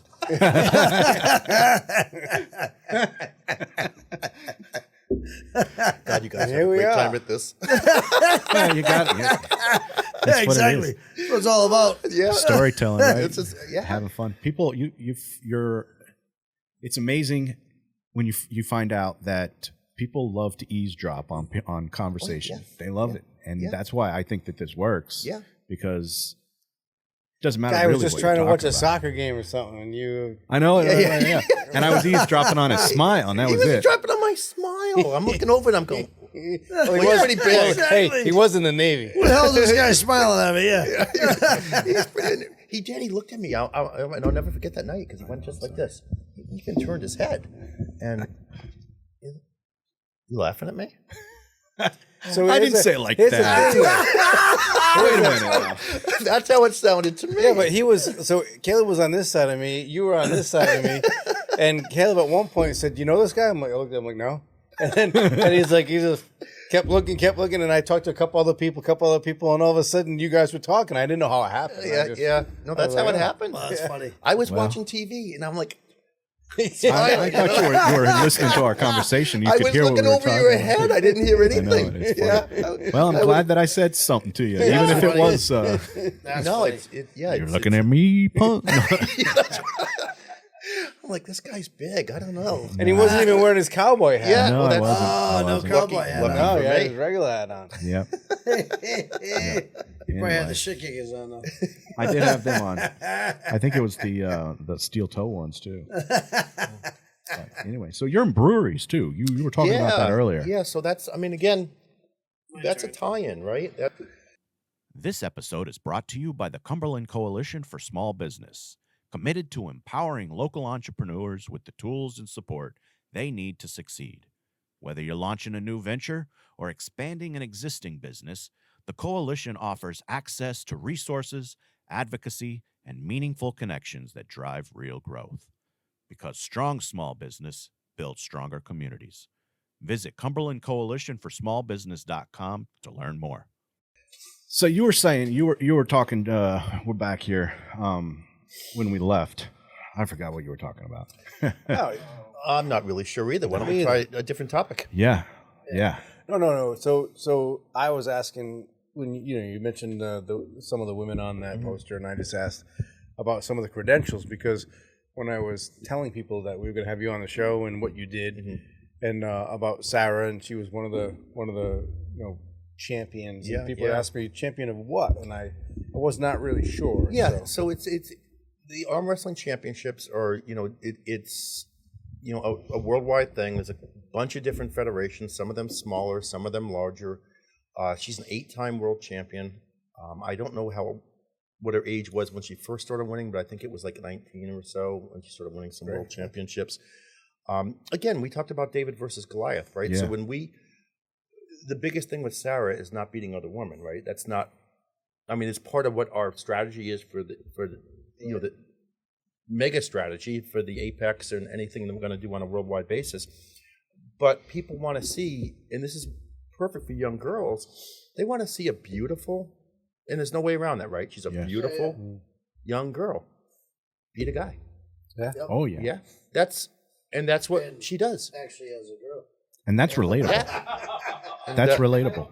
That is relatable, and that's why everything has to be relatable. Otherwise, you're going to fail, right? Nobody cares. It doesn't. If you can't be relatable in what you're doing, and make it interesting and build a story in advance that makes people want to watch and buy things, because it's still a business when you come down to everything, right? Yes. Look, all kidding aside, that weekend that we're doing, it's $200,000, right? To put that together, and that's on the low end. So we have to have a plan that's not only going to be able to cover those costs, but something in place that is going to bring in longer term revenue for a lifetime value of the customer. Yeah. And again, that's why you start them in Pee Wee football, right? And you bring them up, or hockey, and there's a lot of expense that goes in with that, but you have to make money, and it's a business. So you're helping, and we are. That's the greatest part about this is we are truly helping and making a difference, filling a need, solving a problem with the kids in high school, even elementary school, and going through the college. And if we do our job right, they see the value in all this, and they stay with us. Yeah. Right? And of course, you have attrition along the way. And for us, our job is to bring them in at the low end. And this is the same thing I tell anyone that I talk to when we talk about buying the company. My job at some point is to hand this off to you. I've gone as far as I can go. Yeah, not to you. Yeah. Well, hang on. But there's only, I don't have a history of working in large corporate America. Right. That's not my thing. So my thing has always been start something small, get it going, and the idea is to sell it to somebody that knows what they're doing and has. It sounds like Greg. Friend of ours. Yes, it does. Yes, correct. It really does. But that's the whole thing, right? You have to have an exit strategy, and like we talked about, like I'm going to be 60 years old in August, 25th. Oh wow! Shop early. Hey, you get the best discounts. my son, my younger son, will be 16 years old August 25th. Really? Yeah. Wow. That's Same day. How y'all not the same age? Yeah, I know. I feel like I'm 16 still. 60, obviously, 16. I'm acting like it, but He's like 6'4", 220. He's a big boy. He's like he's 250. So, He's a big boy. Hey. So I let him wear a pair of my pants and they're 36s, and he was like, "No, these are too tight." I'm like, Hey, that shit makes. he's not a fat kid. He's just a giant kid. Right, giant kid, yeah. And he's going to be 16 in August. He listens to this. He's gonna. We're gonna get him in we're gonna get him in arm wrestling. Just gonna say that. You got to introduce this guy. Big Chinese fella peel me over. Come on, that's Jaws. That's Jaws. Well, here's. I know exactly. We gotta put that. remember. We gotta put that in there. Okay. I was there all getting drunk at the bar. Yeah, when they're talking about all the comparing scars. What's that scar? What's that scar? And he goes, and then they finally, he goes, what's that scar? He goes, oh no, that's USS Indianapolis. Yes, that's right. Yeah. Yep. It's the most iconic I don't part remember. of the whole. Do you remember? I think it was the second movie in the double feature at the drive-in that day, and I don't think I made it all the way. That's like top 10 best movies of all time. 100%. Yeah, it's in my Him top and I can probably just quote the entire movie. whole You know movie. what I mean? Yep, It's like, Well, there's your storyline. There's a storyline. oh man. So if we do this right, Yes. Yeah. there'll be money in the sport, right? And that's a big deal. So we also have. There's a lot of other things that we're doing. That we're bringing in not just the gyms, but certified personal trainers. I used to be American Council on Exercise years ago. There was a couple other organizations. like them. Getting them interested in arm wrestling is also a way. So the personal trainer is one of the biggest issues they have. The first issue is most of them are out of business in the first 6 months, right? And that's because they can't get clients and they can't retain the ones that they have, and they have burnout. So right now, and you couldn't do this 30 years ago, but with the internet, there's so many different ways that you can bring in money by doing your training over. And we have stuff like this that we're doing for the arm wrestlers that we've had for like 8 months, but we haven't announced yet, at least not to most of them, where you can do Zoom trainings for the arm wrestling with some of the world champion arm wrestlers. You can do small group trainings, a lot of different things that you can do. So bringing personal trainers in and making them aware of what arm wrestling could do, not just for them, but for their clients. Again, most people, if you're going into personal training, you're trying to get stronger. Do you want to get stronger like I used to do it with a bench press? Or do we want to arm wrestle here? And, and then, I beat you. How's that going to affect my mentality? Yeah. I'm going to be walking on, on air, right? So there's a lot of things to bring into this, and that's not the market that we have. But it's not just that. I mean, we're showing them how to do business. So if somebody comes in as a certified personal trainer comes in with us, we have a 30-day program. We show them how to use social media, show them how to build sales funnels, do click funnels, show them how to get on podcast, TV, things like that. Show them how to be entertaining. Just smile at a TV and jobs. That's all. Yeah, that's it. That's all you got to do. That's all you got to do. Or I probably wasn't even smiling at the TV. I was probably daydreaming. I was probably thinking of. Well, you said you had a good day that day. Something happened that day. I forget what it was. Oh, I don't remember now. Yeah, I probably didn't die. But this training or this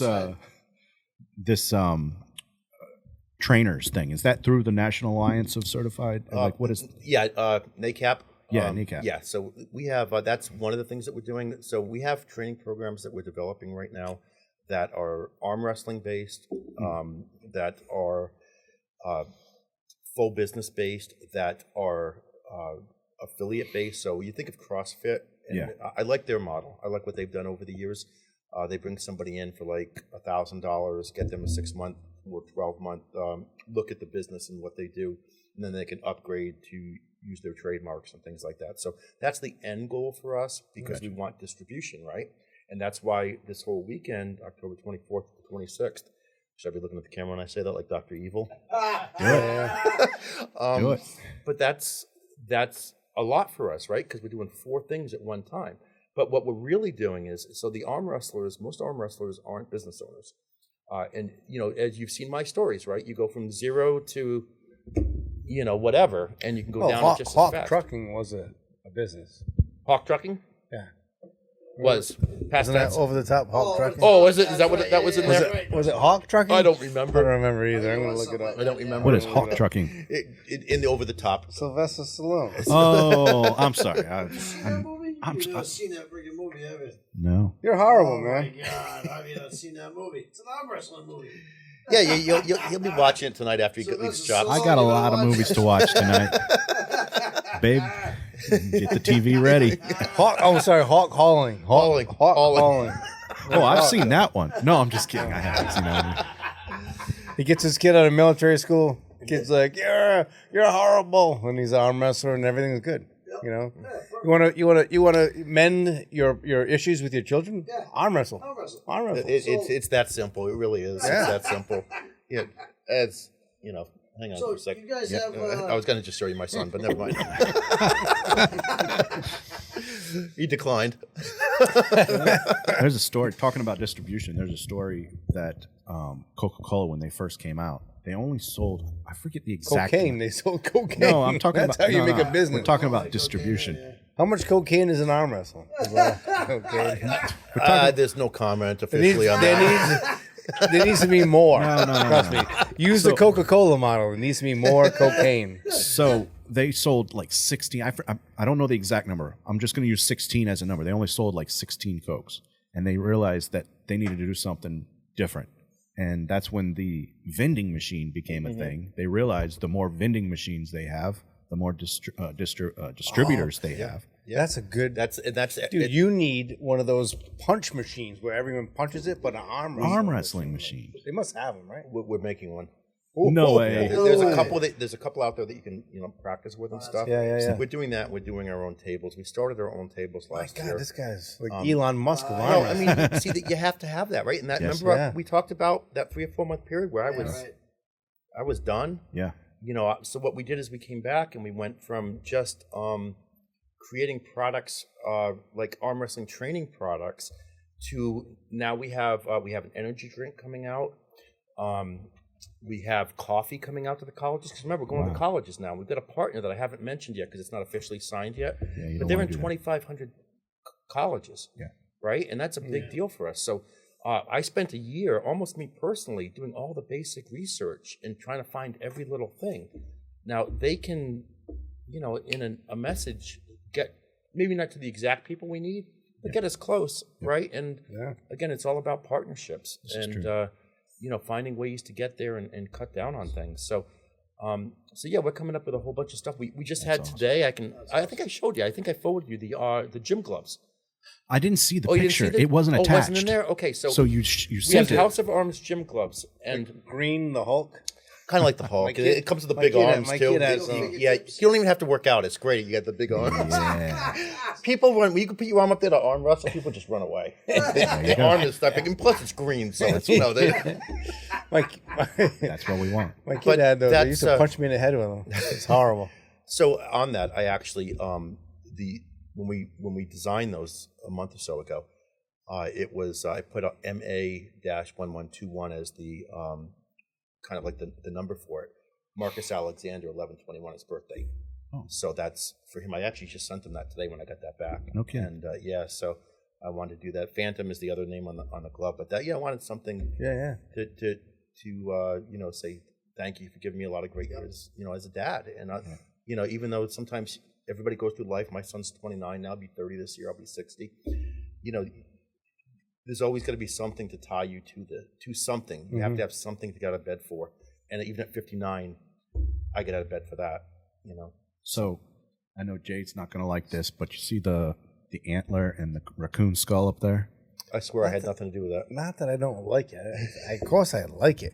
So in the beginning, we used to joke that this was Cumberland, not unfiltered, Cumberland taxidermy, because Caleb used to bring, he just would bring dead animals here. Not dead animals. Pelts. No. Look at that road stuff. The people can't see it, but there's a cow hide on the floor. There's a antler, a raccoon skull. It was like there's a story behind taxidermy. that. My kid found that in the woods, and he had it in his room, and I needed something that was like it was alive then. Now it was now not. it's a skull. Now it's just a skull. Well, things happen. And when I was looking for props and things to put in the studio, I was like, I want to take that. He's like, no, I don't want to give that to you. It's mine. And I was like, well, can I borrow it? He's like, only if you can shout out that it's mine on the show. Oh, there you go. That way people don't think that you're taking it from me. So perfect.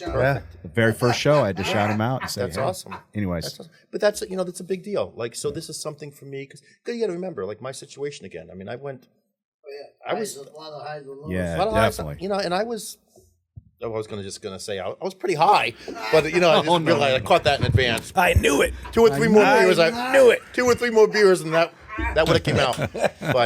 But that's so he saw and this is tough, right? And I don't mind being critical of myself on this stuff too.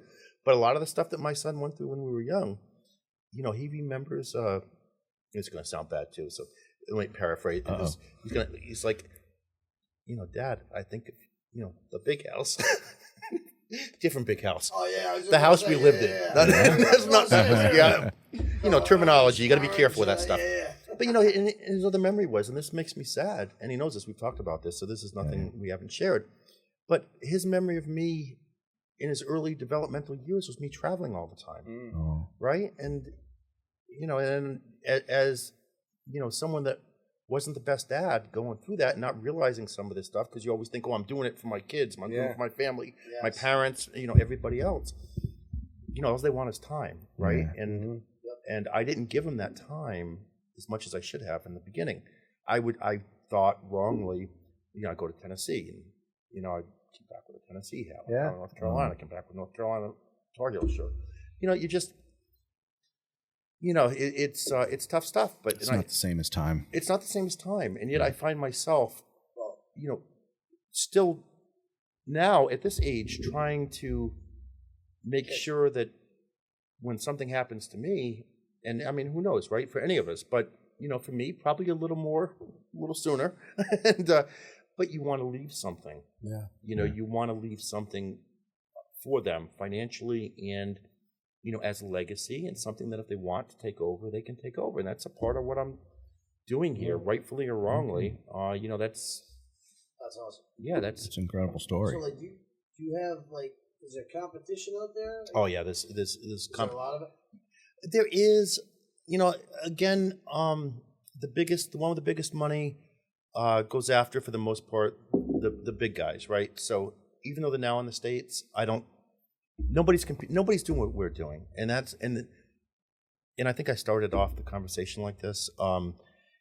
You can't build anything or make it grow, and that's what we all want in arm wrestling. Is we want to make it grow, right? We all say that to a person. We say that, but it's not the only industry they want to make it grow. Oh, come on, man. I was waiting for it. But boom! I'm sorry.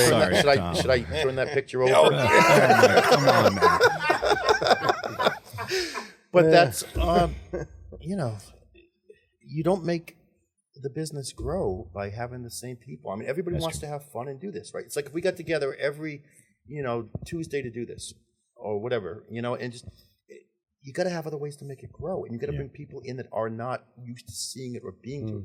And a lot of people don't want to do that because, one, it's work, right? And you're investing a lot with no guarantee of results, right? When if you put on an event, you may not make money, but you're going to probably break even. Everybody's going to have a good time, and you're going to feel good about yourself, right? That's the reality of it. But if you want to really make this grow, and I'm in this to, obviously, I want this in all the high schools. I have the contacts for the Athletic Directors and Coaches Association on national level. I haven't used that yet because you got to be careful when you use something. You have to make sure it works, right? Yeah. And especially at that level. So we're going, to local high schools, and I know they all know each other, so they'll get the high schools in. I'm not worried about that. And they'll want to compete. They'll set up the clubs.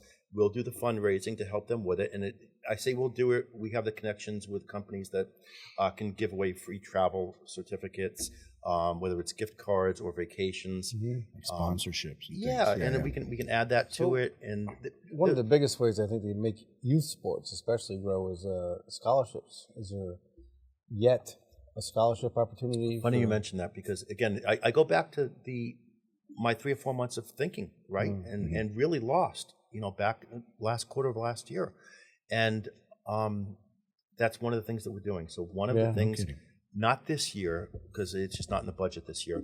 Next year we are building or buying a place where we're going to house arm wrestlers. And arm wrestlers can come in and train for a month at a time, because what we haven't gotten into yet is that if this goes mainstream, like we talked about Sarah, and getting sponsorships at a decent amount with larger companies and things like that, we have an attorney, sports attorney, that's coming on under our brand and our name that will do the contracts, where we become the agent. Because last year what I did is, and I reached out to other organizations, other arm wrestling organizations, or just other agents, promotions that'll promote sports athletes. Gotcha. Right, and I came across this company, wonderful company, great owner in Connecticut. They do kind of off the wall type stuff, and we connected. So they do strongman. They got one of the strongest men in the world in there. They do CrossFit. They have a couple great CrossFit people in there, and they're a fantastic organization, right? So, but I went to them and a couple other companies, and then I decided over the last 4 or 5 months that we're going to do this ourselves, right? So we're going to bring these people in, and we're going to groom the arm wrestlers at an early age to come through our training and have our place. So if you're familiar, and again, let's go back to the UFC and mixed martial arts, Brazilian Jiu-Jitsu. So if you look at American Top Team down in Florida, right, one of the things that they did, they've changed their model a little bit differently, and I've been down there too.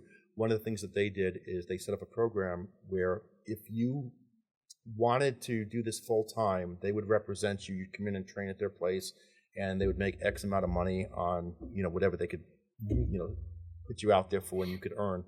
We're going to do the same thing, but we're going to do it, strictly through arm wrestling. We're going to bring people in,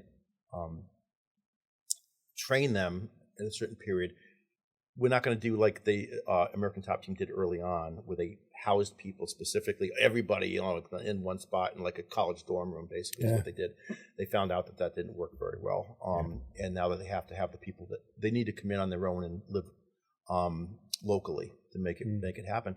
But if we want to bring the best people in, we need to have the best trainers. Yeah. We need to have a program that they can come in, because the people that love it want to do this full time. Yeah. The money hasn't been there to do it full time. But the potential. Yes.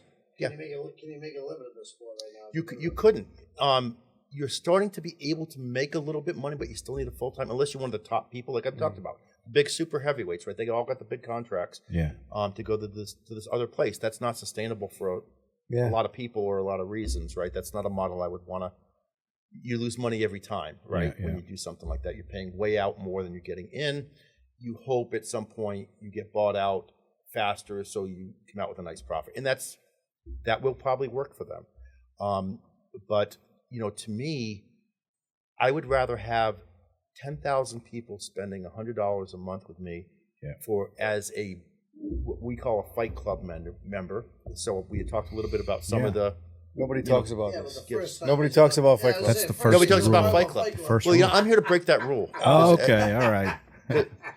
I think I've broken a few rules. I know that movie, by the way. You know that? Oh, you saw that one. But that's what we're doing, and we're not reinventing anything. We're looking at what's out there and what works, right? UFC has a Fight Club. They have things. You know what the other thing is? They actually have a travel incentive type program.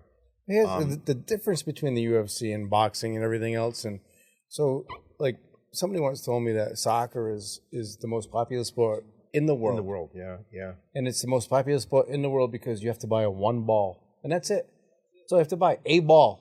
That's why everybody plays soccer. You don't have to buy a helmet, you don't have to buy a bat, you don't have to buy a glove. You have to buy a ball. Arm wrestling is cheaper than soccer. Yeah, it can be. You know, you need a level platform. So if you're gonna have if you're a UFC guy, if you're a boxer, you can't go to a local bar and say, I challenge you to a UFC fight. It's not allowed. No. But you could go into a bar and you could say, hey, there's an arm wrestling table over there. Yeah. Let's go to or have a karaoke night for arm wrestling.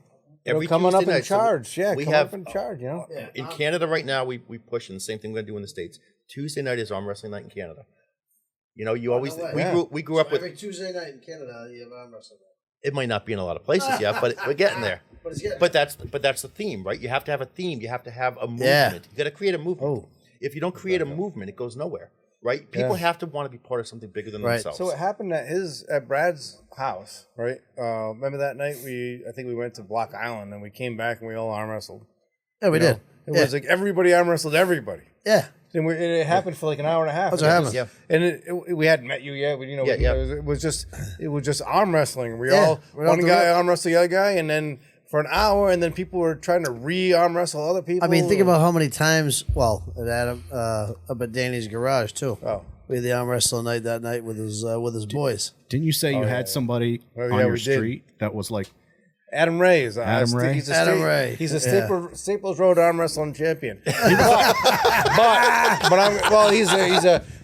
just got beat by Jake Bissett, who is it was an unbelievably large man that is a Brad large and man, Brad yeah. and I know. But Adam Ray's whole thing, like your thing about pull in and twist over, makes complete sense. Oh yeah, that was Adam Ray's whole thing. Was you'd get on there and somebody would say go, he'd jerk in and then he'd peel you over. That's it, right? That's it. You but go that was in, his right? whole You thing. don't do this, and if you do this, you break your fucking arm at that point. Yeah, right. I can totally see point, that. Right? Yeah.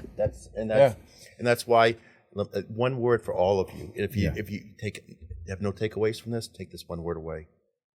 Waiver. So we have a waiver, right, that everybody signs when they go in. Like we talked about the breweries. When they go into the brewer, if they're going to do anything, then they sign the waiver. It releases everybody. Yep, and makes also- sense. I have to sign a waiver every time I come near Jay. But you get it, So I was at a club in North Carolina. I went to watch a Patriots game in North Carolina, and I never rode a mechanical bull before. Right? So What was her name? it was Coyote. Don't assume. Hey, a bull is a male. A bull is a male. That's why it's called. That's why it's called. But listen to me. So all night long, it was like Coyote Joe's or Cowboy Joe's or something like that. It was out on the outskirts of Charlotte, North Carolina. We were there for the Patriots. And all night long, I'm watching these people ride the bull. I'm like, I'm going to ride this bull. I'm going to ride it. This is great. Well, so I go up. It takes me 15 minutes to do this waiver. So like a crazy waiver. I get in line, right? And the line is part of the same squishy, air-foamed, thing that you're going to be on when the bull throws you off. Well, I fell down twice. Finally, after 2 hours of watching people ride bulls and convincing myself to do it, I got to the front and they were like, "No, sorry, we can't let you ride the bull." It was too late in the night. I think they saw that walking was a little bit more of a challenge. But it wasn't my fault. Yeah, guys, like I watched the Matt beat you 3 times.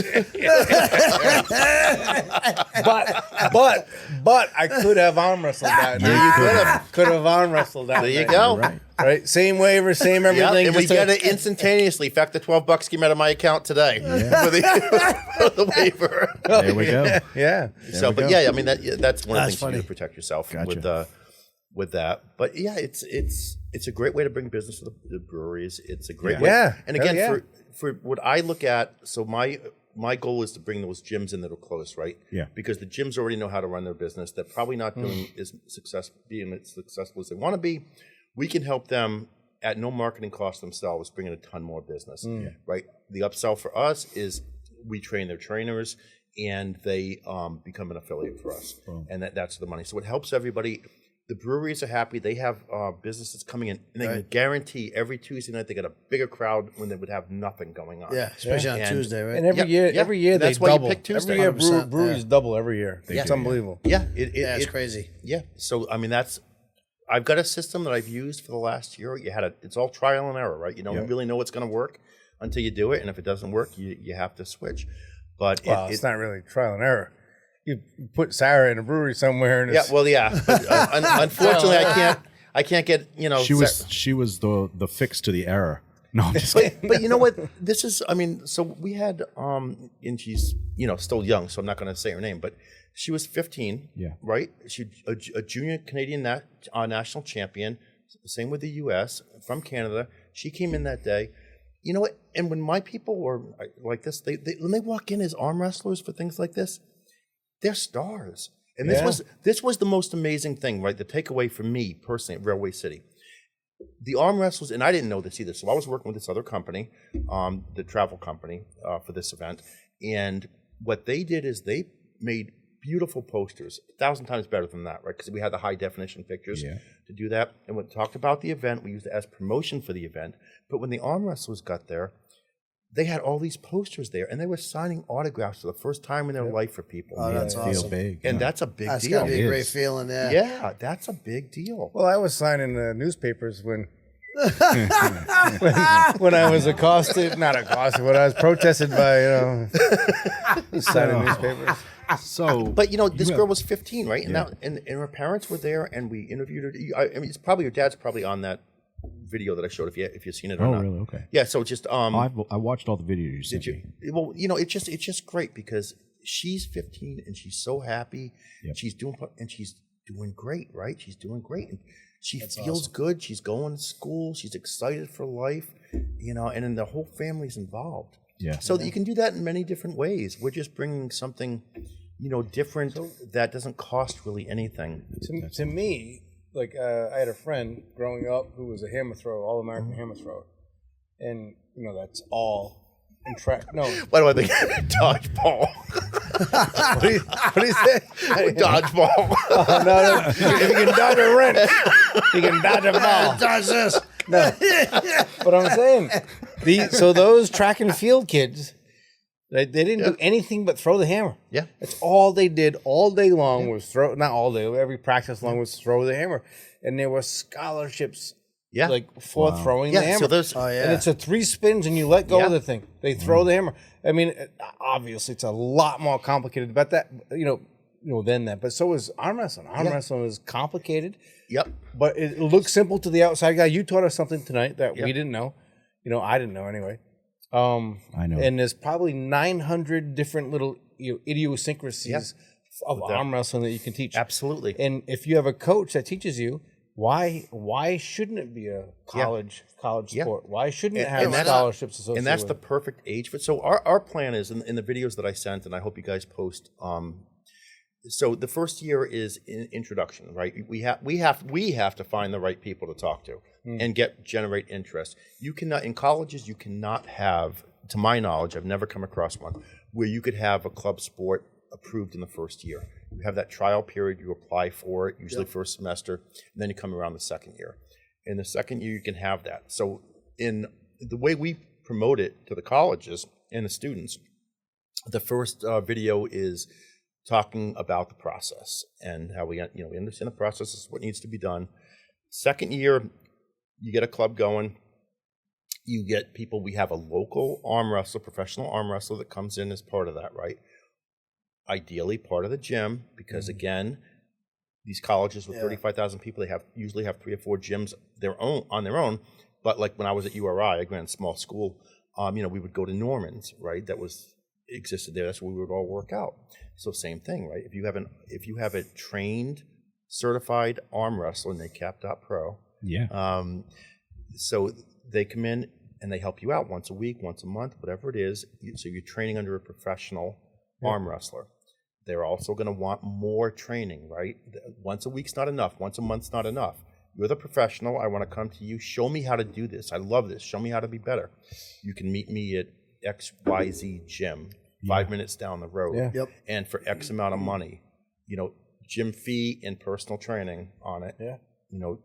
So appeals to Weight Watchers. Like, you give them the tools, and then you measure and gauge them, and then you give them different, you did this wrong, you did that wrong. Absolutely. And they're going to want the people that are interested are going to come to you. But he's talking about the gyms. Like I'm the talking gyms about are No, but I'm saying it's the same thing. Like the Weight Watchers, they don't go to the gym every day. They see like a weight loss professional once.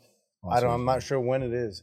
But then they come back and they talk to them about, what did you do? I gave you these tools last week, and what did you do?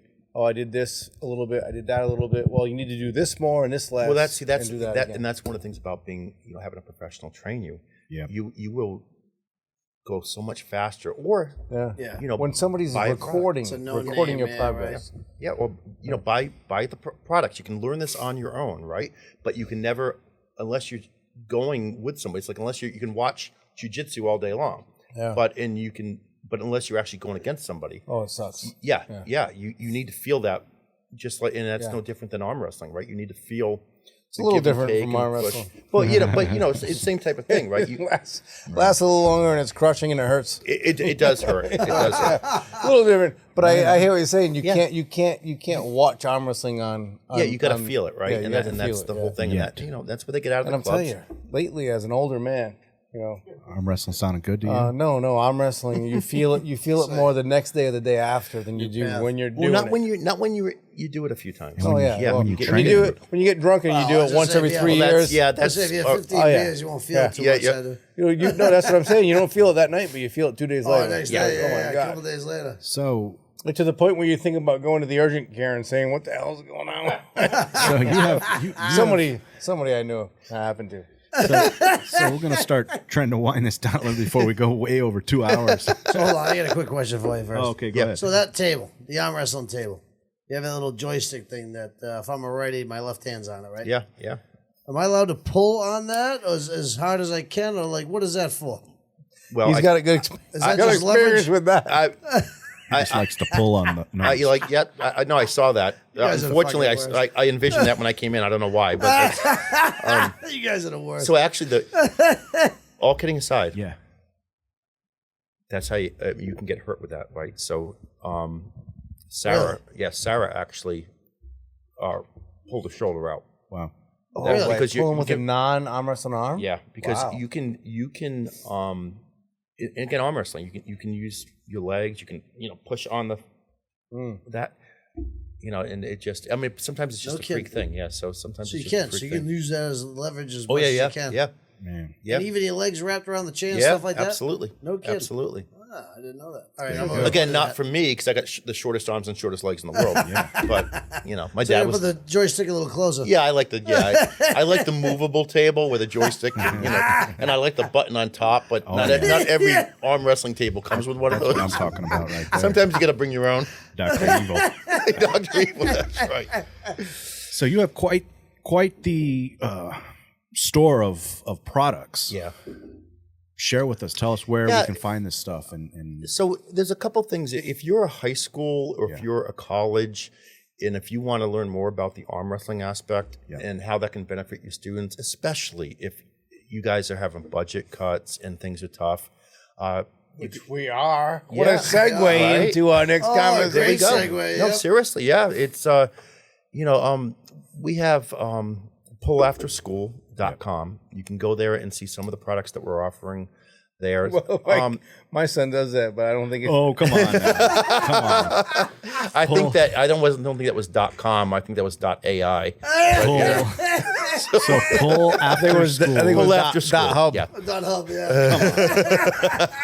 Pullafterschool.com. Yeah, and that'll give you more information. If you want to contact me directly, you can best email is tom@houseofarms.live, but there'll also be an email at pullafterschool.com. Okay. And the other thing is right now we're putting together a program that's in a pre-sale for NACAP.pro.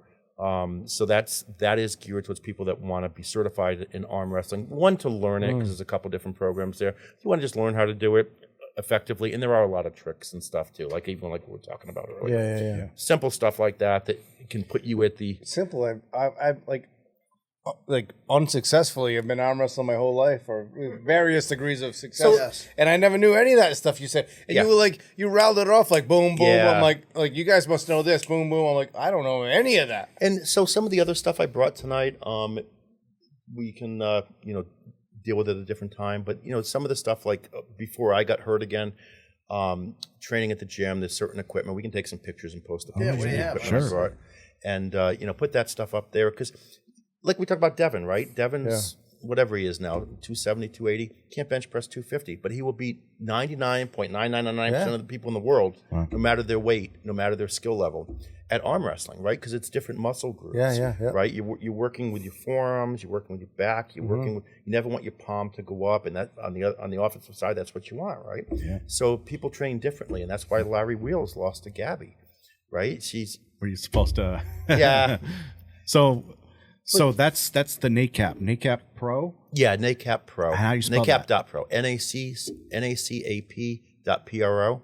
Yep. And that stands for our National Arm Wrestling Alliance for certified We should make this arm like a wrestlers. regular thing where we have people come on and arm wrestle. Hell yeah. Another segment. Another segment.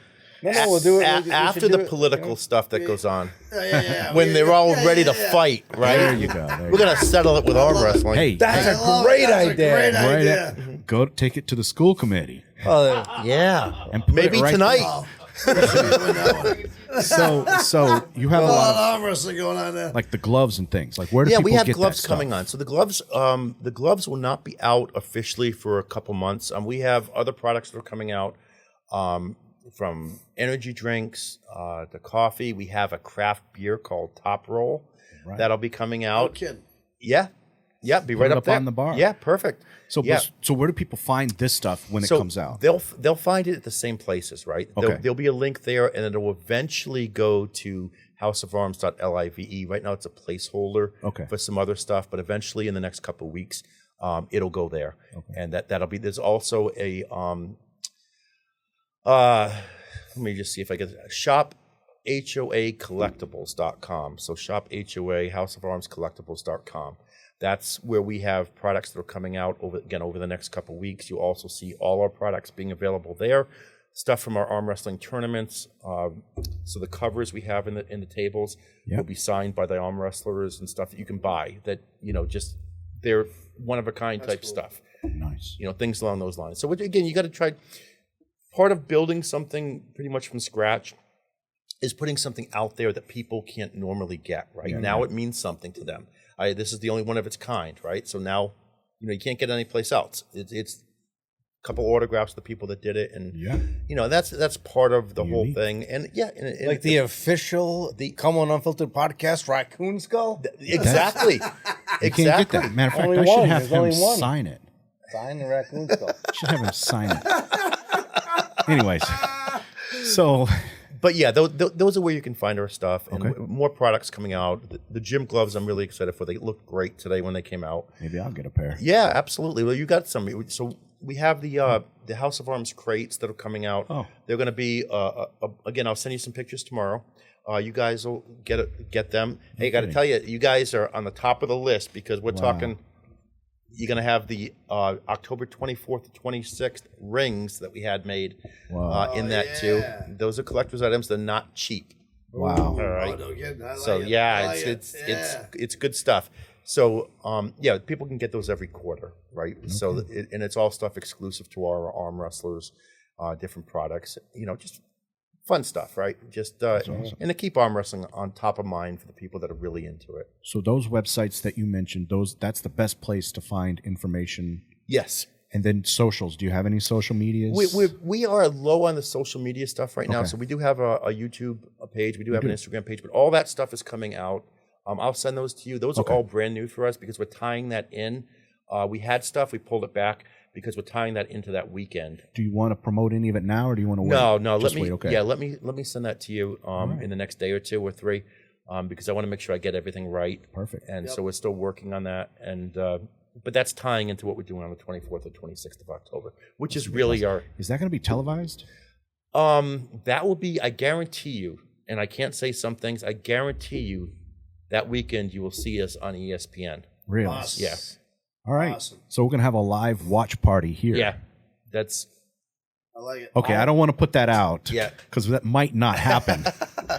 You will see us on ESPN that awesome. Weekend. That's good stuff. Nice. And you'll see us all over the country. Right. Again, one of the things that I'm really good at. And, a lot of it is you tell Sarah's story, right? Yeah. So we did that in Canada. We got her on the local morning show. And the guy was so nice, right? He came, he put her on the morning show. They did the interview the day beforehand. Went on that next morning. He came that night to the brewery, and he was arm wrestling with her, and he posted all of the social media stuff. And that's how you play it, right? It gives them a story. So when you go into these news outlets, their job is to find an interesting story, of course, right? And that's what we're really good at. That's what I try to do here. Absolutely. Yeah, absolutely. And you get attention that way, and you get free attention, right? You're not paying influencers doing that. And that's the big difference between what we're doing and what a lot of other people are doing. We're not paying influencers. We're using college students. Jay's an influencer. Yeah. Well, town influencer. Right on. I'm in the right place at the right time, apparently. Anything else, guys, before I start bringing the wine? Yeah, that's good. Yeah. So for our listeners, you go to Cumberland Unfiltered. That's pretty much on all platforms: YouTube, Rumble, Spotify. The YouTube and the Rumble are the visual aspect, so it's at Cumberland. What are y'all trying to say? You both jumping on the mic like? No. I'm waiting for you to finish. It's not on Pornhub. I think he's just falling face first. Why are you smiling? No, I'm just kidding. So what I'm saying is what we should do, right? What we should do is announce here for the first time ever. Yeah. A Cumberland Arm Wrestling Championship to be done here live. So here's what we'll do. Yeah. I can't guarantee the exact person that I can bring in, but I guarantee you I will bring a female in here. For that event. Nice. I guess it's time to start working. That will win it. I don't mean win it. So we should have so they could be the final boss. You know what I mean? Like we'll have a Cumberland. Adam Ray, I'm looking at you, Adam Ray. You cheater. Anyway, I'm joking. And they could be like that's the ultimate win. We go through the whole thing, and the ultimate boss is whoever Tom brings in. That would be great. That would be great. And that will be the get. We'll do it live at Ravenous or something like that. Awesome. There we go. That would be great too. Yeah, that would be great. Let's do it. That would be great. Let's do that. Yeah, absolutely. That would would help us tremendously too. Thank you. Absolutely. Yeah. Yeah, that would be great. All righty then. Well, again, like I said, follow us YouTube, Rumble, podcasts. platforms: Spotify, Apple Podcast, iTunes, and at Cumberland Unfiltered. Cumberland Unfiltered. That's a wrap.